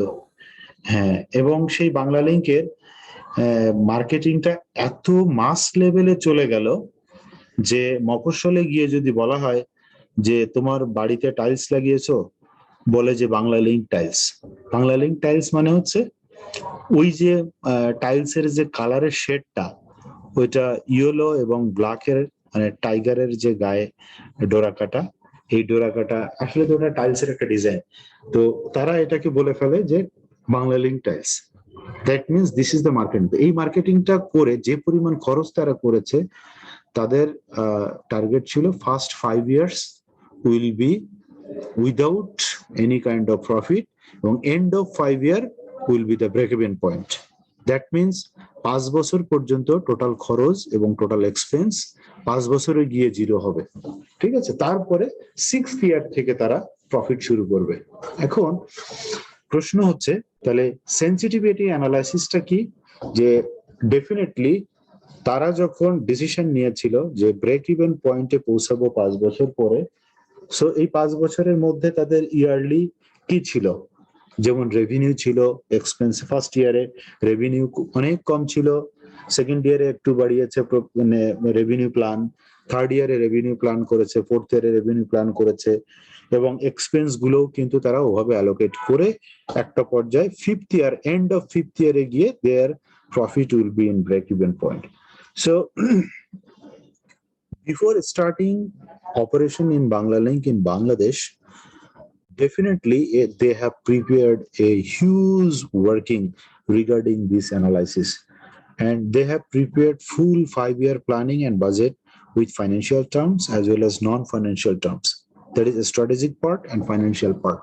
এবং সেখানে কিন্তু তারা ব্রেক ইভেনে আসার আগে কয়েকটা ভাবেই তাদের ভেরিয়েবল গুলোকে অ্যানালাইসিস করেছে। কেমন? যদি সেলস সে 30% অ্যাচিভ করতে না পারে তাহলে ব্রেক ইভেন পয়েন্টে পৌঁছাতে কতদিন লাগবে, বা তাহলে ব্রেক ইভেন পয়েন্টে আসতে বা প্রফিটে আসতে আরো কত সময় ডিলে হবে। যদি সেলস ঠিক আছে, যদি নেটওয়ার্ক কভারেজের কারণে ফিক্সড কস্ট আরো বেড়ে যায় তাহলে কি হবে? সো এক একটা ভেরিয়েবলস ভেরিয়েশন এনে সেটা ব্রেক ইভেন পয়েন্টের উপর কি ইম্প্যাক্ট আসবে সেই অ্যানালাইসিসটাকে আমরা বলি ব্রেক ইভেন অ্যানালাইসিস। সো অনেক সময় প্রজেক্ট ইমপ্লিমেন্টেশনের আগে প্ল্যান 1, প্ল্যান 2, প্ল্যান 3 এরকম থাকে। যে যদি এই ভেরিয়েবল চেঞ্জ হয় তাহলে what will be the impact on my project, যদি সেকেন্ড ভেরিয়েবল চেঞ্জ হয় then what will be the impact on my project. So plan 1, plan 2 ইত্যাদি এভাবে ভাগ করা থাকে. That's why sensitivity analysis in real term is very, very important. So let us think about the financial example দিয়ে দেখি যে এটা কেমন, sensitivity analysis আসলে কেমন. আমরা একটু যাই আমাদের ওয়ার্ক এক্সাম্পল এক্সেলে একটু দেখি, দেখা যাচ্ছে? Yes, sir.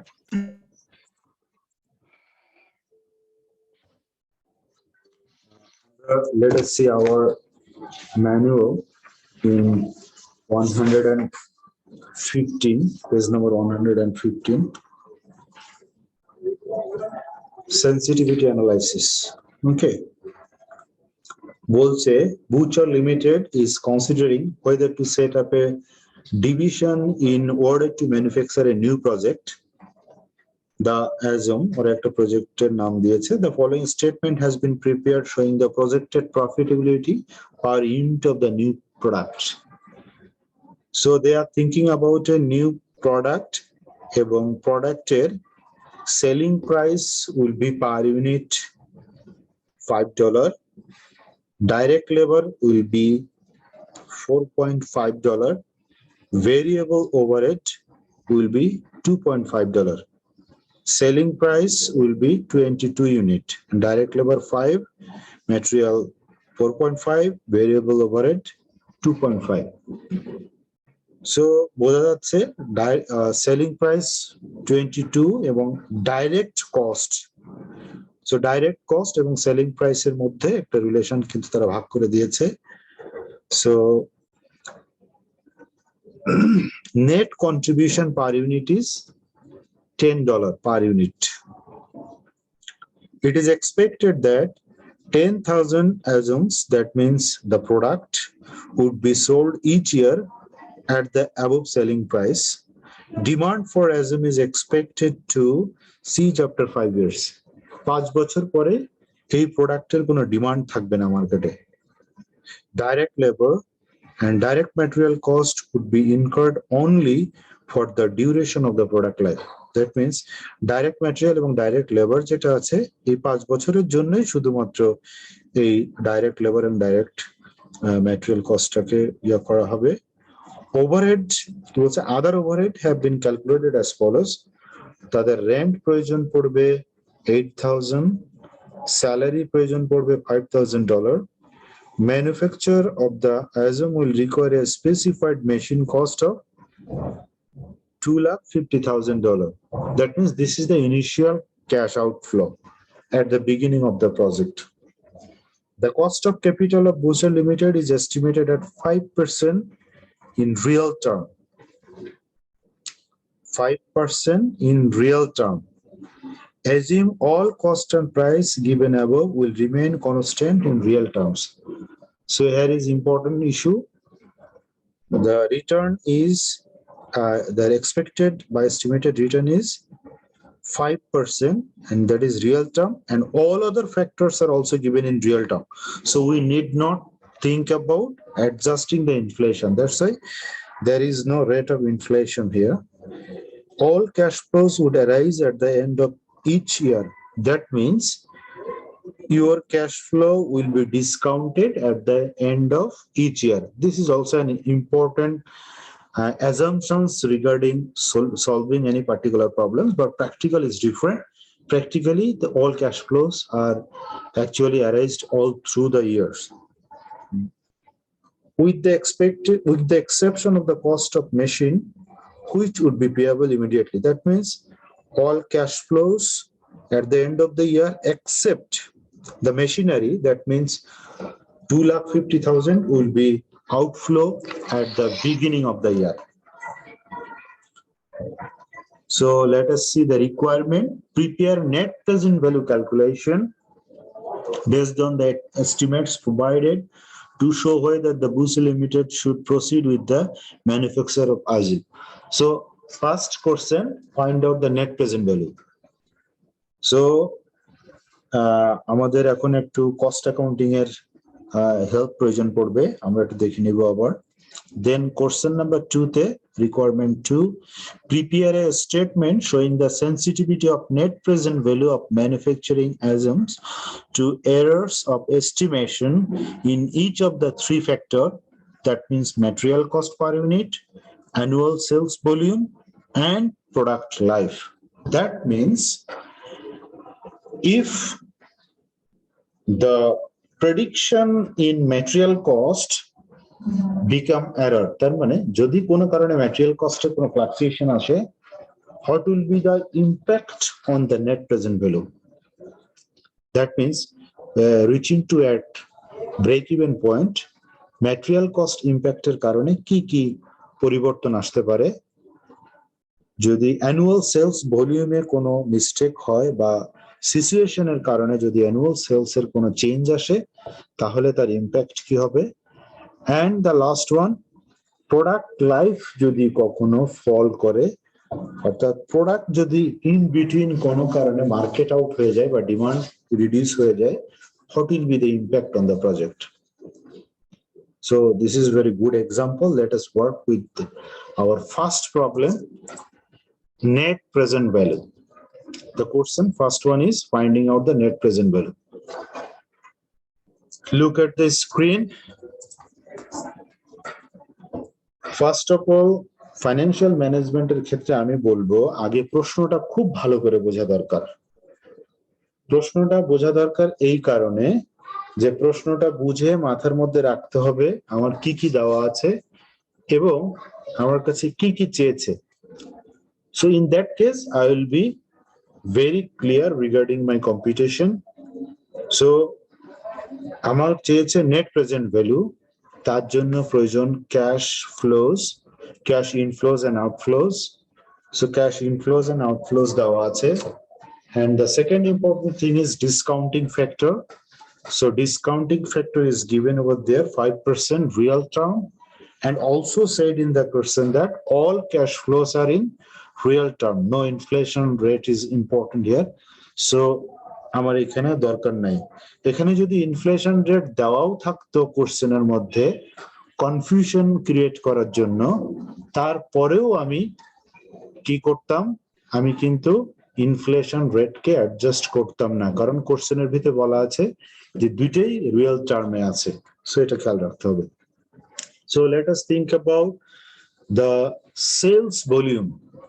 So per year 10,000 sales volume into 22 taka sales price. So per year cash inflows will be 2,20,000. অর্থাৎ 10,000 into $2,20,000. This is the sales revenue. আমরা আগে ফার্স্ট কলামটা দেখি। Less direct cost. Direct cost means direct labor 4.5 into 10,000, 45,000. Direct labor 5 per unit into 50,000. Direct overhead, or it can be mentioned as variable overhead 2.5 into 10,000. So after deducting these cash flows, these will be the cash flows. এখানে বলেছে কি যে all the cash flows will be per year, right? Per year. So আমি যেহেতু 5 year project, এই প্রজেক্টটা হচ্ছে 5 year এর, তাই আমি শুরুতে কি করলাম, সমস্ত রেভিনিউ এক্সপেন্স মাইনাস করেছি, মাইনাস করার পরে আবার কি করেছি, লেস ওভারহেড, ফ্যাক্টরি এবং স্যালারি দুটোই মাইনাস করার পরে আমি নেট মার্জিন বের করেছি। এখন প্রশ্ন হচ্ছে, যেহেতু প্রশ্নের মধ্যে বলা আছে 5 বছরের প্রজেক্ট এবং 5 বছরের প্রজেক্ট ইকুয়ালি রিটার্ন আসবে এমন অ্যাজাম্পশন দেওয়া আছে, তাই আমি অ্যানুইটি টেকনিক এখানে ফলো করব। অর্থাৎ পার ইয়ার ক্যাশ ফ্লো যদি হয় তাহলে আপনি পার ইয়ারে নেক্সট 5 ইয়ারে ইকুয়ালি 2,20,000 করে আমার রেভিনিউ আসবে, আমি সেটাকে প্রেজেন্ট ভ্যালু টার্মে কনভার্ট করব। So I have to find out 5% 5 years annuity factor. সেই অ্যানুইটি ফ্যাক্টর কোথায় আছে আমরা একটু দেখি নেই।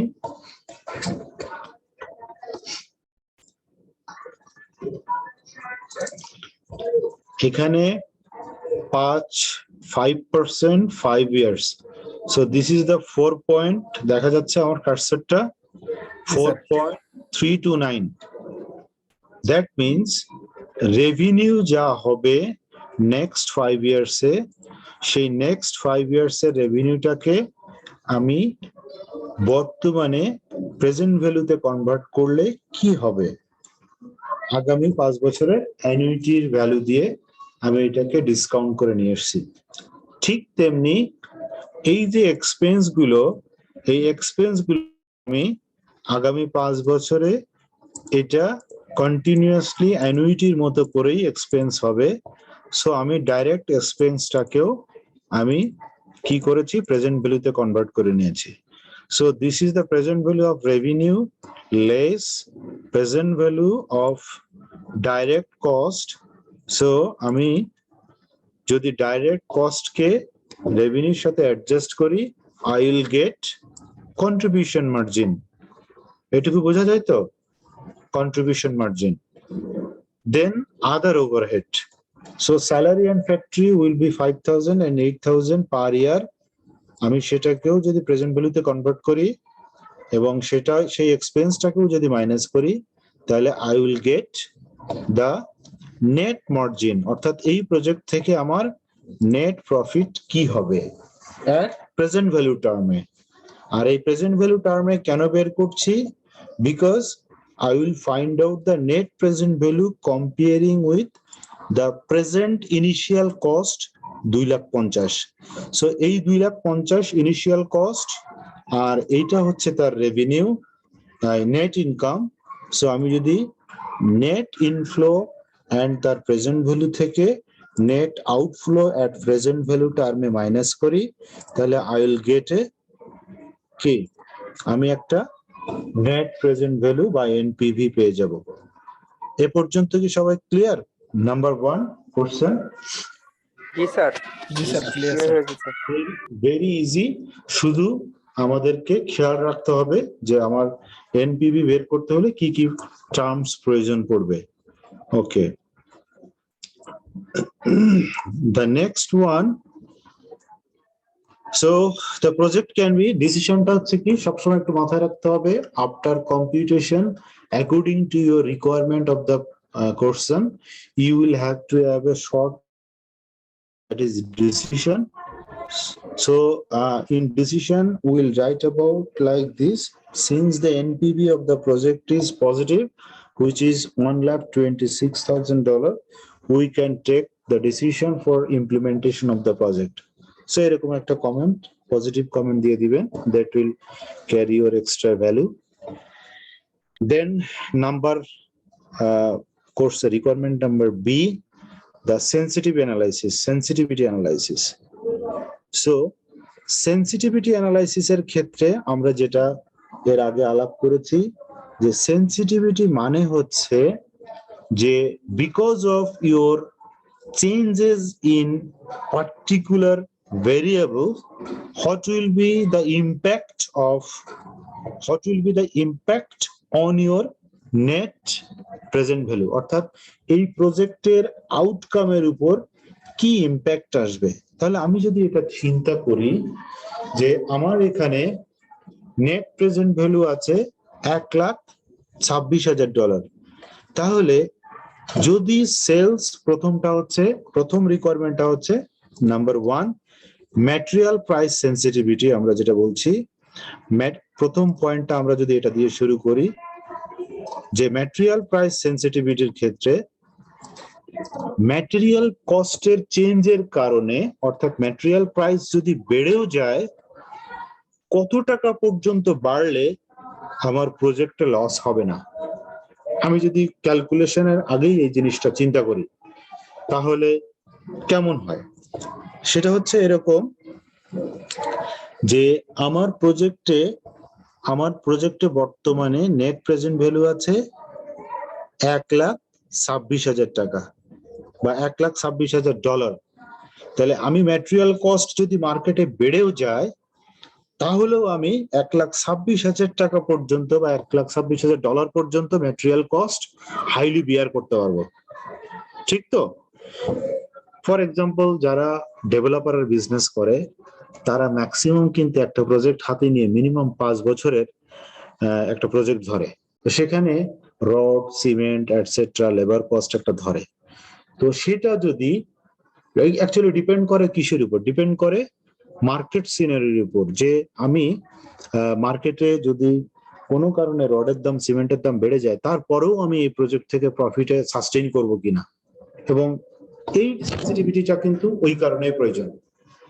সো ইন দ্যাট কেস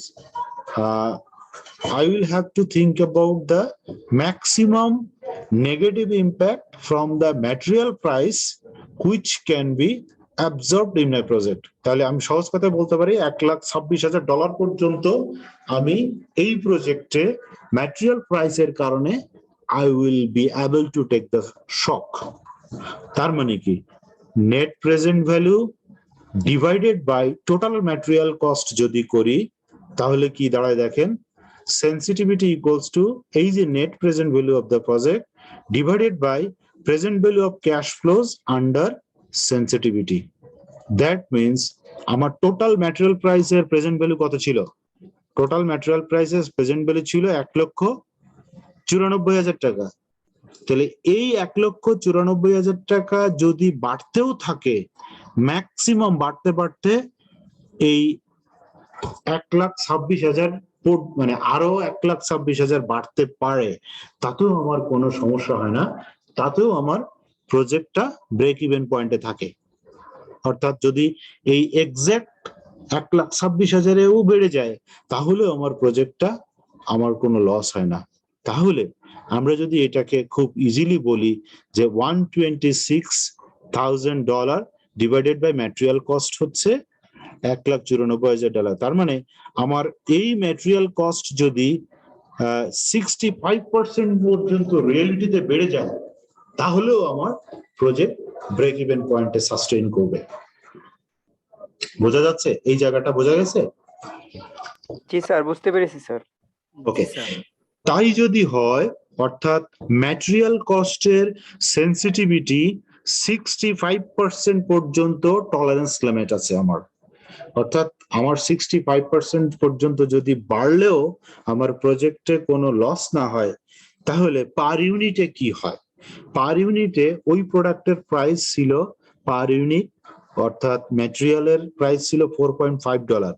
তাহলে পার ইউনিট 4.565 পর্যন্ত যদি বেড়ে যায়, অর্থাৎ 4.5 টাকার ম্যাটেরিয়াল 7 টাকা 42 পয়সা পর্যন্ত হলেও আমার কোনো মানে প্রজেক্ট লস হয় না, প্রজেক্ট নেওয়া যায়।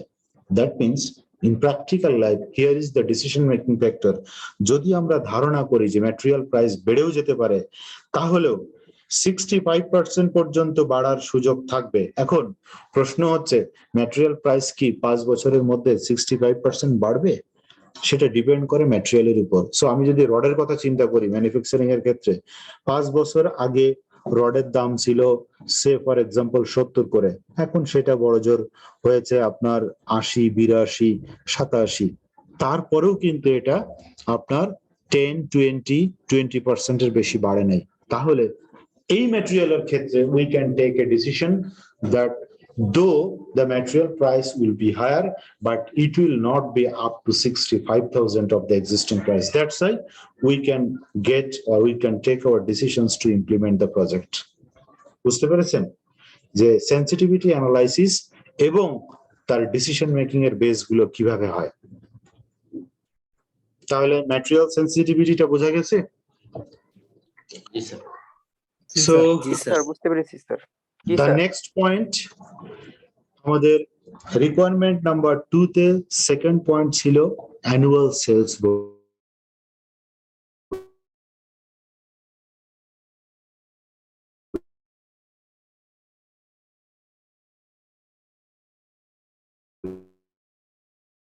remain same. This is the common example.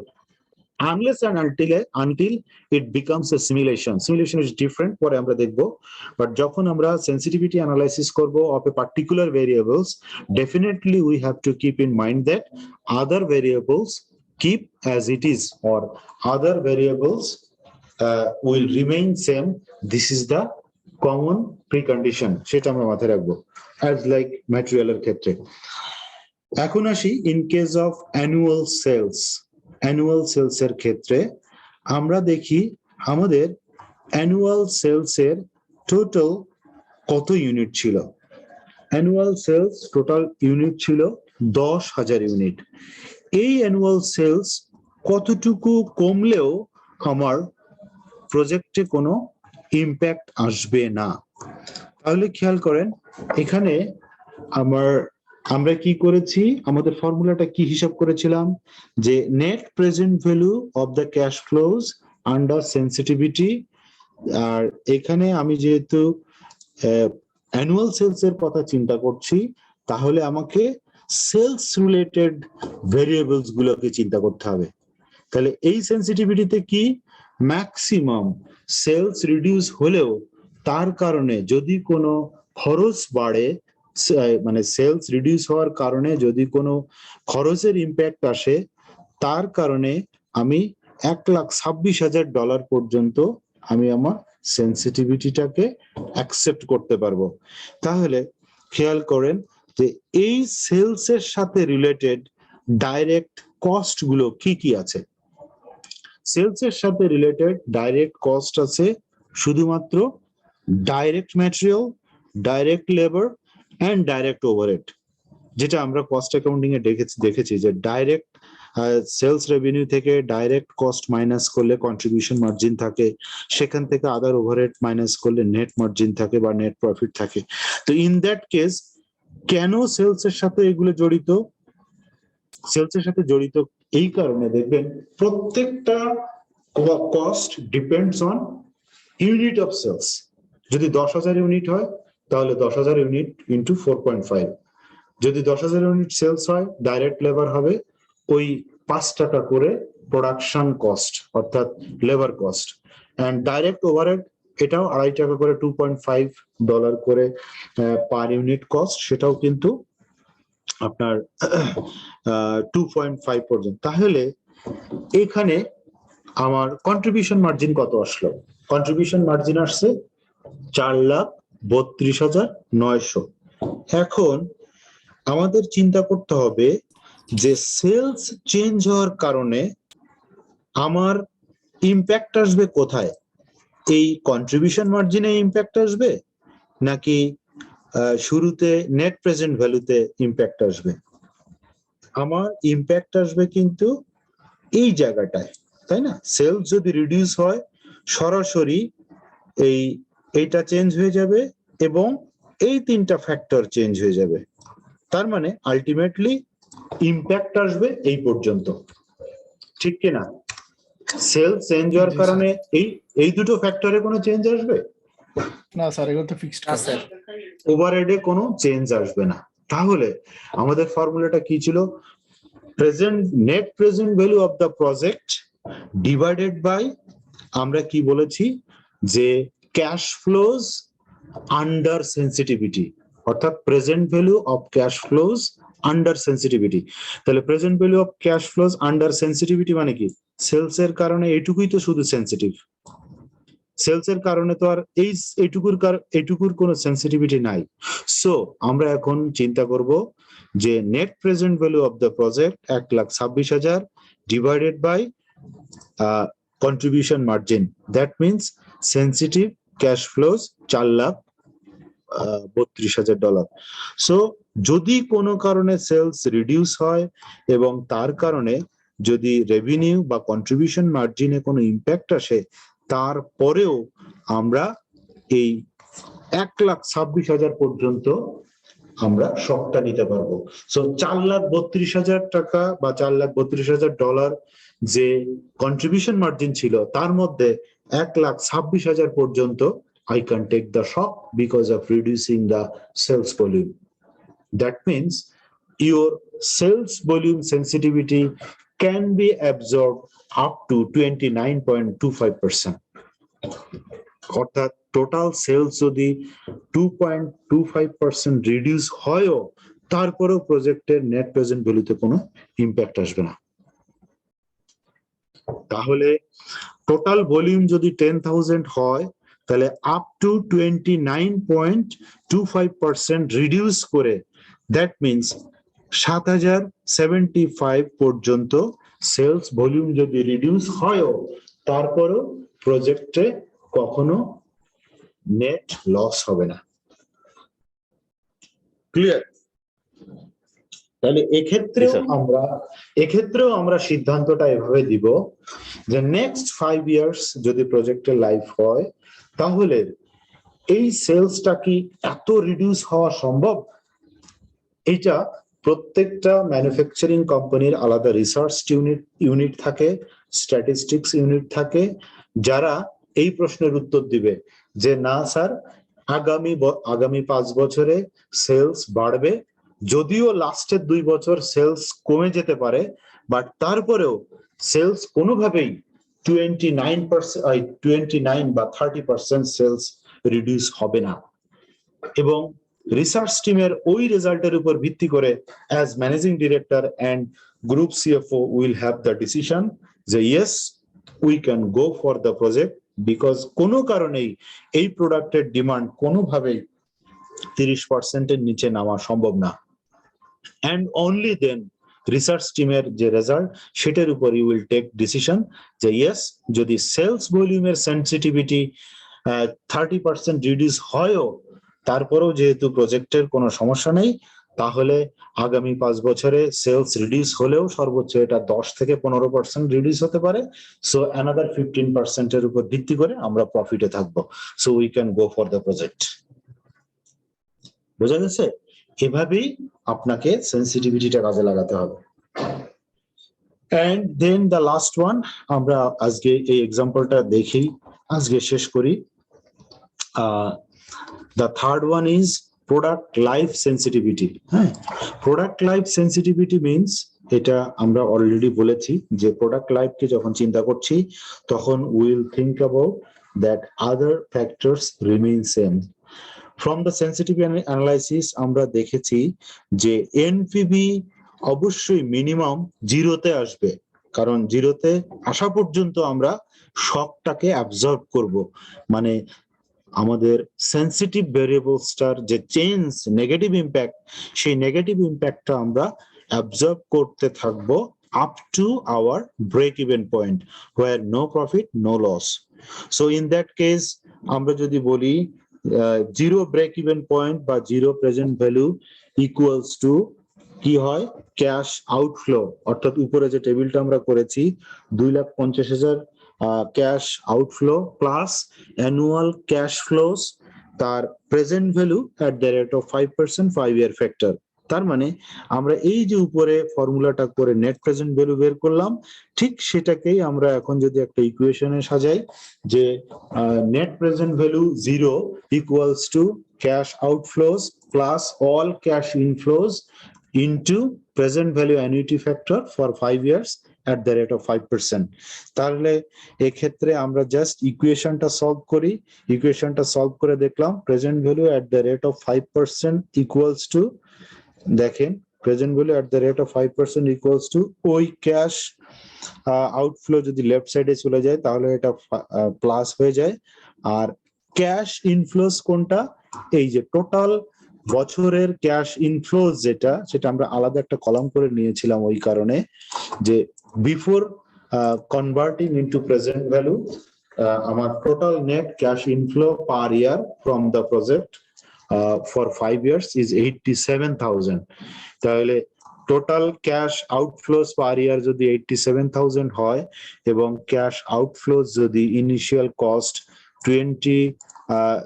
2,50,000 হয়, তাহলে আমরা এইটাকে এই ফর্মুলাতে যদি বসাই, ultimately present value at the rate of 5% will be 2,50,000 divided by 87,000.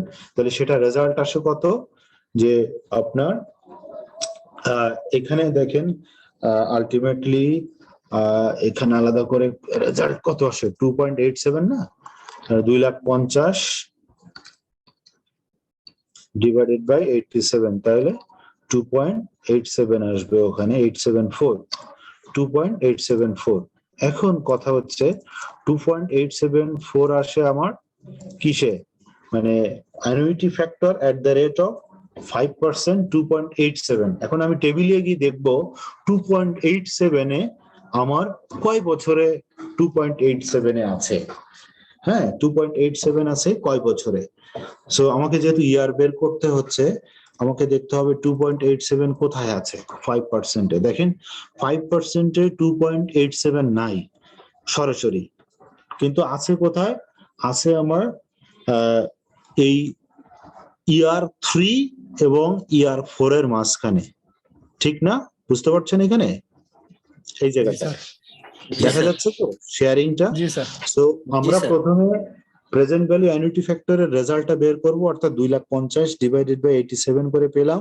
2.87 তো ইন দ্যাট কেস আমি যেহেতু ফ্যাক্টর থেকে ইয়ার এর সেনসিটিভিটি বের করছি তাই ফ্যাক্টর টেবিল থেকে ইয়ারটা বের করতে হবে সো 5% এ আমরা দেখলাম 3 বছর এবং 4 বছরের মাঝখানে ওই ফ্যাক্টরটা আছে সো ওই দুটো ফ্যাক্টরের মাঝখানে যেতে হলে আমাকে কি করতে হবে এই দুটো ফ্যাক্টরের মাঝখানে যেতে হলে জাস্ট একটা ফর্মুলা ইউজ করতে হবে সেই ফর্মুলাটার নাম simulation but it is not difficult তেমন কিছুই নয় জাস্ট ওই ইনিশিয়ালটাকে কনস্ট্যান্ট ধরে অর্থাৎ 3 ইয়ার্স কে কনস্ট্যান্ট ধরে খেয়াল করেন 3 ইয়ার্স কে কনস্ট্যান্ট ধরে আমরা কি করেছি আপনার 2.87 থেকে ইনিশিয়ালের ডিফারেন্স আর টোটালের difference just as like percentage so আপনারা কি বুঝতে পেরেছেন বিষয়টা সিমুলেশনটা অনেকে একটু ভয় পায়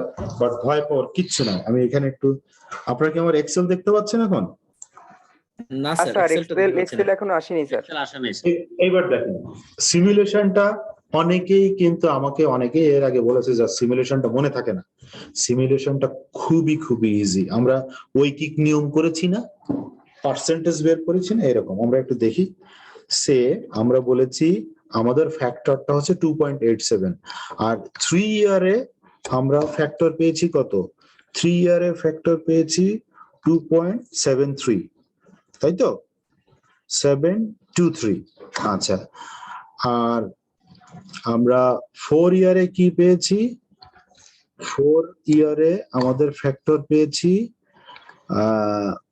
3.546 এই তো আমাদের কোথায় বের করতে হবে ইন বিটুইন দিস আমাদের টার্গেট কত আমাদের টার্গেট হচ্ছে 2.874 দ্যাট মিন্স আমাদের রেজাল্ট এসেছিল এটা এই যে এখানে হ্যাঁ রেজাল্টটা থেকেই তো ফ্যাক্টর টেবিল থেকে আমরা আমাদের ডিজায়ার্ড ইয়ারটা বের করতে পারবো যে প্রজেক্টের লাইফ সর্বোচ্চ কত পর্যন্ত নামলে আমার ব্রেক ইভেন পয়েন্ট 0 থাকবে ব্রেক ইভেন পয়েন্টে 0 থাকবে তাহলে আমি যদি এইখানে যেতে চাই তাহলে নিশ্চয়ই বোঝা যাচ্ছে 3 ইয়ার্স মাস্ট হবেই তাহলে 3 ইয়ার্স তো হবেই এটা আমরা ধরে নেই সাথে 3 ইয়ার্স এর সাথে কি হবে খেয়াল করেন এই যে টার্গেট পয়েন্ট থেকে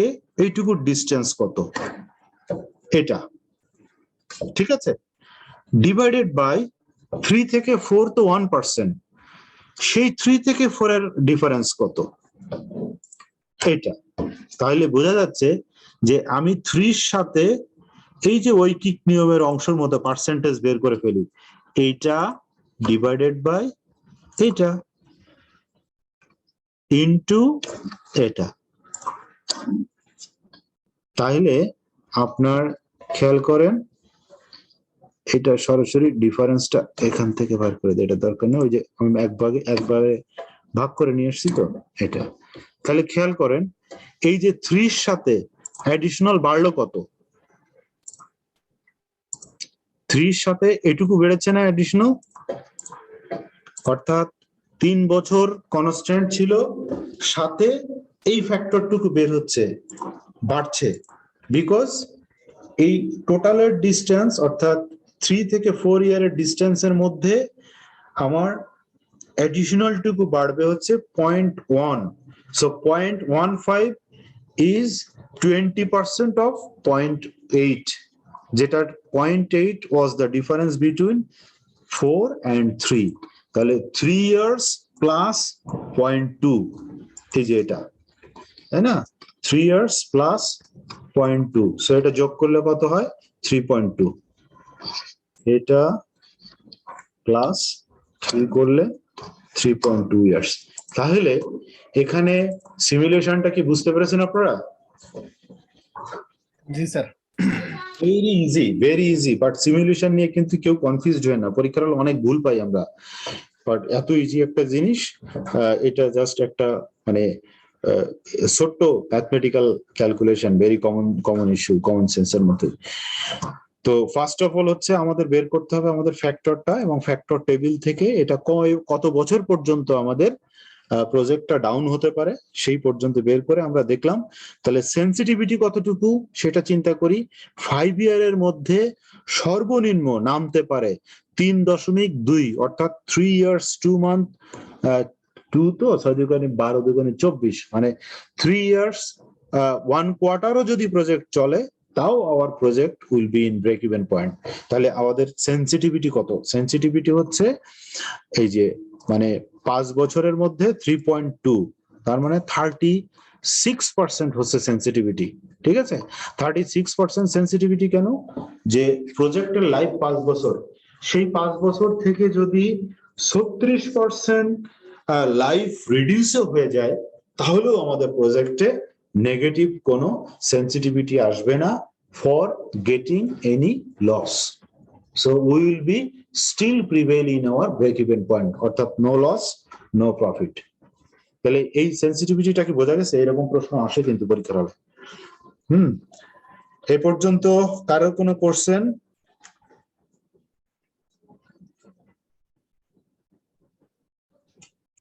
যদি কোনো কোশ্চেন না থাকে আমরা আজকের মতো এখানেই শেষ করি, নেক্সট ক্লাসে দেখা হবে ইনশাআল্লাহ। যদি কারো কোনো কোশ্চেন থাকে।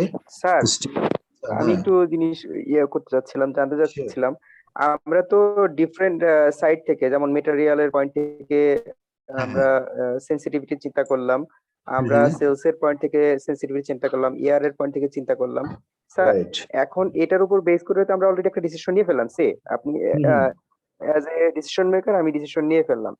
এখন যদি বাই চান্স দেখি যে আমার যে 3টা আমি সেনসিটিভিটি অ্যানালাইসিস করলাম, আমার একাধিক ইস্যুতেই আমার নেগেটিভ পয়েন্ট চলে আসলো, কারণ আমি কিন্তু মানে নেগেটিভ রেজাল্ট চলে আসতে পারে একাধিকটাতে, সেই ক্ষেত্রে স্যার কেমন প্রভাব পড়তে পারে, বা সেই ক্ষেত্রে ডিসিশনটা কি হতে পারে?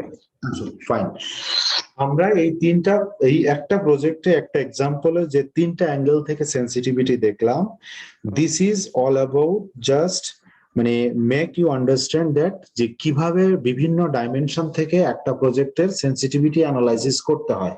হ্যাঁ, তো প্র্যাকটিক্যালি দেখা যায় সব সময় যে কোনো প্রজেক্টের একটা টলারেন্স লিমিট থাকে, সে 15% টলারেন্স লিমিট, মানে যে কোনো প্রজেক্টের যদি আপস এন্ড ডাউনস এ বোথ সাইডে, আপ সাইডে ফ্লাকচুয়েশন হলে তো সেটা কোম্পানির জন্য পজিটিভ, বাট ডাউন সাইডে নেগেটিভ ফ্লাকচুয়েশন হলে সেটা 15% পর্যন্ত টলারেন্স লিমিট আমাদের সব প্রজেক্টেরই থাকে। ওটাকে আমরা বলি শক অ্যাবজর্পশন ক্যাপাসিটি। হ্যাঁ, প্রজেক্টের শক অ্যাবজর্পশন ক্যাপাসিটি বলি। তো এই ক্ষেত্রে আমরা যখন পার্টিকুলার প্রজেক্ট নিব, নর্মালি দেখা যায় যে কোনো প্রজেক্টের মোস্ট সেন্সিটিভ এরিয়া থাকে একটা বা দুইটা। যেমন আমরা উপরে যেটা দেখলাম ম্যাটেরিয়াল কস্ট, যেমন কনস্ট্রাকশনের ক্ষেত্রে যারা এই যে ডোমিনোর মতো বা অ্যাসেট ডেভেলপের মতো যারা ব্যবসায়ী, তাদের মূল কনসার্ন থাকে কনস্ট্রাকশন কস্ট।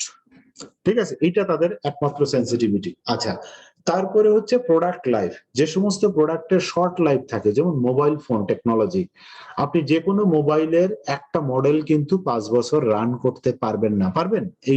এই বাজারে স্যামসাং বলেন বা আইফোন বলেন, কেউ কি একটা মডেল দিয়ে 5 বছর টানা একই ভলিউমে বিজনেস করতে পেরেছে? পারেনি। না স্যার, সো হয়নি। Depending on the nature of the product normally একটা কোর সেন্সিটিভিটি থাকে, প্রত্যেকটা প্রোডাক্টের একটা কোর সেন্সিটিভিটি থাকে। সেই অ্যাঙ্গেল থেকে ওই প্রোডাক্টটাকে সেন্সিটিভিটি অ্যানালাইসিস করে ডিসিশন গুলো নেওয়া হয়।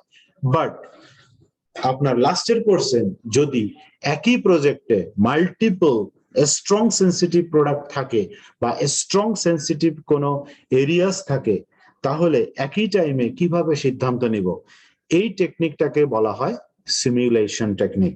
হ্যাঁ, আর সিঙ্গেল প্রোডাক্টের ক্ষেত্রে আমরা সিঙ্গেল সেন্সিটিভিটি অ্যানালাইসিসের ক্ষেত্রে এটাকে বলি আমরা sensitivity analysis of variables, but ওইটাকে আমরা বলি একই প্রজেক্টে মাল্টিপল কনসিডারেশন বা সেন্সিটিভিটি নিয়ে যদি ডিসিশন নিতে হয় সেটাকে বলা হয় সিমুলেশন।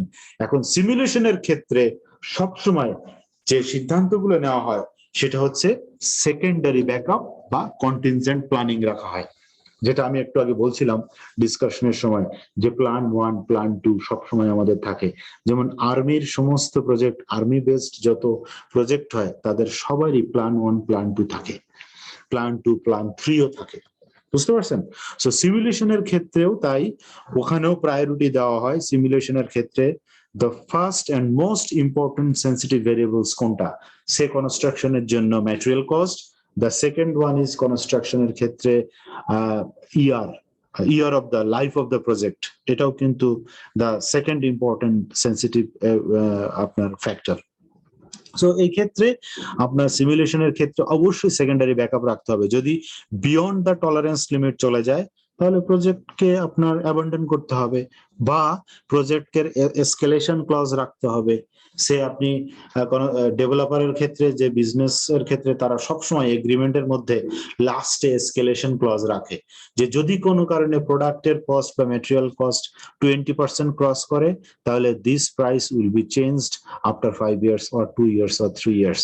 আবার সেক্ষেত্রে প্রোডাক্ট প্রাইস এসকেলেশন থাকলে প্রজেক্টের সারেন্ডারের অপশন থাকবে।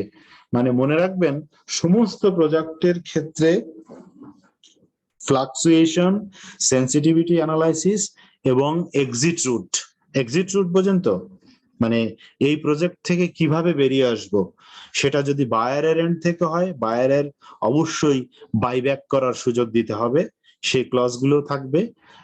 এবং এফিশিয়েন্ট প্রজেক্ট ম্যানেজমেন্টের এই জন্যই আপনারা দেখবেন প্রজেক্ট কিন্তু is not very easy thing. Project ম্যানেজমেন্টের উপর অনেক হাজার হাজার পিএইচডিও আছে। তো কমন প্রজেক্টের ক্ষেত্রে আপনার sensitivity analysis, simulation, exit route, escalation clause সবকিছু রাখতে হয়। বুঝতে পারছেন পয়েন্ট? বোঝা গেছে? জি স্যার, ক্লিয়ার করেছিলেন। সো আর কোনো কোশ্চেন? আমরা তো 10:30 বেজে গেল, যদি কোনো কোশ্চেন না থাকে। হ্যাঁ হ্যাঁ, ক্লাস সিনপসিস গুলো পাবো না আমরা? অবশ্যই পাবেন। আমি আপনাদের ক্যাপ্টেন যে আমাকে আমার এই নাম্বারে একটু, আমার ইমেল অ্যাড্রেস আপনাদের আছে কিনা আমি জানি না, আপনারা আমার কি এক্সেলটা দেখতে পাচ্ছেন তাই না? জি স্যার। এই নাম্বারটাতে এই নাম্বারটা আপনারা রেখে দেন, এটা আমার পার্সোনাল নাম্বার 01712692355। এখানে যে ক্লাস ক্যাপ্টেন আছেন সে আমাকে কাইন্ডলি আপনার এই ইয়াটা দিবেন, হ্যাঁ, ইমেল অ্যাড্রেসটা। ইমেল 01712692333 না 712692355। আমাকে একটু এসএমএস করে দিবেন। হ্যাঁ, আমাদের ওই ক্লাসের যে মেলটা আছে, হ্যাঁ, ওটা যদি আপনি দিয়ে দেন তাহলে আমরা সবাই পেয়ে যাব। আচ্ছা, তার মানে আমাকে ক্লাসের মেইল বলতে গ্রুপ মেলটা আর কি স্যার? গ্রুপ মেইলটা স্যার আজকে যেটা মামুন তো আমাদের রিসে স্যার, এখানে দিলে আমরা সবাই পাবো, আমরা সবাই পেয়ে যাবো স্যার। এখানে যদি রিপ্লাই টু অল দিলে মনে হয় সবাই পেয়ে যাবো। আচ্ছা, আমি কি শুধু মামুনকে পাঠাবো না আপনাদের রিপ্লাই অল দিয়ে দিব? রিপ্লাই অল দিয়ে যদি আপনি চান স্যার আইসিএবি ডিলিট দিয়ে দিতে পারেন স্যার। আচ্ছা, আমি আইসিএবি তেই দেই মনে হয়, তাই না? কারণ এখানে লিংকে তো অনেকেই থাকে। সো আমি আইসিএবি কে দেই, আপনার এই মামুন 37 এ দিয়ে দেই, আপনারা ওখান থেকে শেয়ার করে, ঠিক আছে? এটা আচ্ছা দিতে পারেন sir sir reply to all দিলে ভালো হয় স্যার ও উনি শেয়ার করবে কিনা? রিপ্লাই অল দিলে ভালো হয়। ভালো হবে স্যার। All দিলে ভালো হয় না? আচ্ছা ঠিক আছে, স্যার ঠিক আছে, আমি দিয়ে দিব আপনাদেরকে। হ্যাঁ। Thank you sir. Thank you আর sir. so Thank you, sir. সবাই ভালো থাকবেন আশা করি। জি Thank you, sir. Thank you sir. আসসালামু আলাইকুম স্যার। স্যার নমস্কার।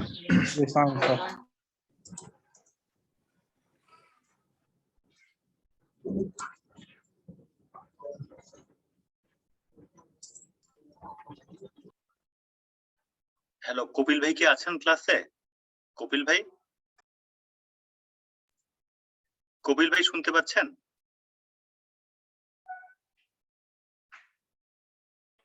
কপিল ভাই ভাই ঘুমাচ্ছে। ঘুমাই গেছে মনে হয়। উনি কি ট্যাক্সের সিনোপসিস গুলো দিয়েছিল রঞ্জন স্যারের? আপনারা কেউ পেয়েছেন? না ভাই পাইনি তো, ওগুলো হ্যাঁ, পাইনি। রঞ্জন স্যার বললো না যে উনার কাছে বেসিক এই ডকুমেন্ট দিয়েছে ট্যাক্সের, উনি কিন্তু কপিল আমাদের দাকে দিয়েছে, হ্যাঁ। হ্যাঁ কপিল দাকে না, না। দিয়েছে। উনি তখন বলেছিল যে দিয়ে দিবে, কিন্তু এখন পর্যন্ত ফরওয়ার্ড করেনি। আমি ভাবছি হয়তো আমি মনে হয় পাইনি। না না না, আমরাও পাইনি। কেউ পাই নাই ভাই। নেক্সট ক্লাসে এটা মনে রাখেন, আমাদের আগামীকাল মানে জুম সেশন শুরু হওয়ার সাথে সাথে কপিল ইদানিং অ্যাক্টিভ নাই, উনি তো অ্যাক্টিভ না। অ্যাক্টিভ না। হ্যাঁ হ্যাঁ হ্যাঁ, উনাকে পাওয়াই যায় না, উনি ক্লাসে আসলে এগুলা থাকে না। এগুলা তো হ্যাঁ, অনেকগুলো ক্লাসে পাওয়া যায় না। জমে আগের যাচ্ছে। অনেকগুলো তো বাকি রয়েছে সিনোপসিস। হ্যাঁ জমে যাচ্ছে তো, পরে আরো জামাল হয়েছে, উনি স্ক্যান করে দিতে দিতে উনাকে তো প্রতিদিন ক্লাসে একটা যেহেতু দিন পাওয়া দিয়ে যাচ্ছে দিলে না, হয়। পরে পাবোই না। আমরা কালকে একটু খেয়াল রাখেন, একদম শুরুতে প্রয়োজনে স্যার থেকে রিকোয়েস্ট করে 2 মিনিট সময় নিয়ে ওনার সাথে কথা বলবো। ওকে ওকে ভাই। ওকে ভাই। Okay thank you. হ্যাঁ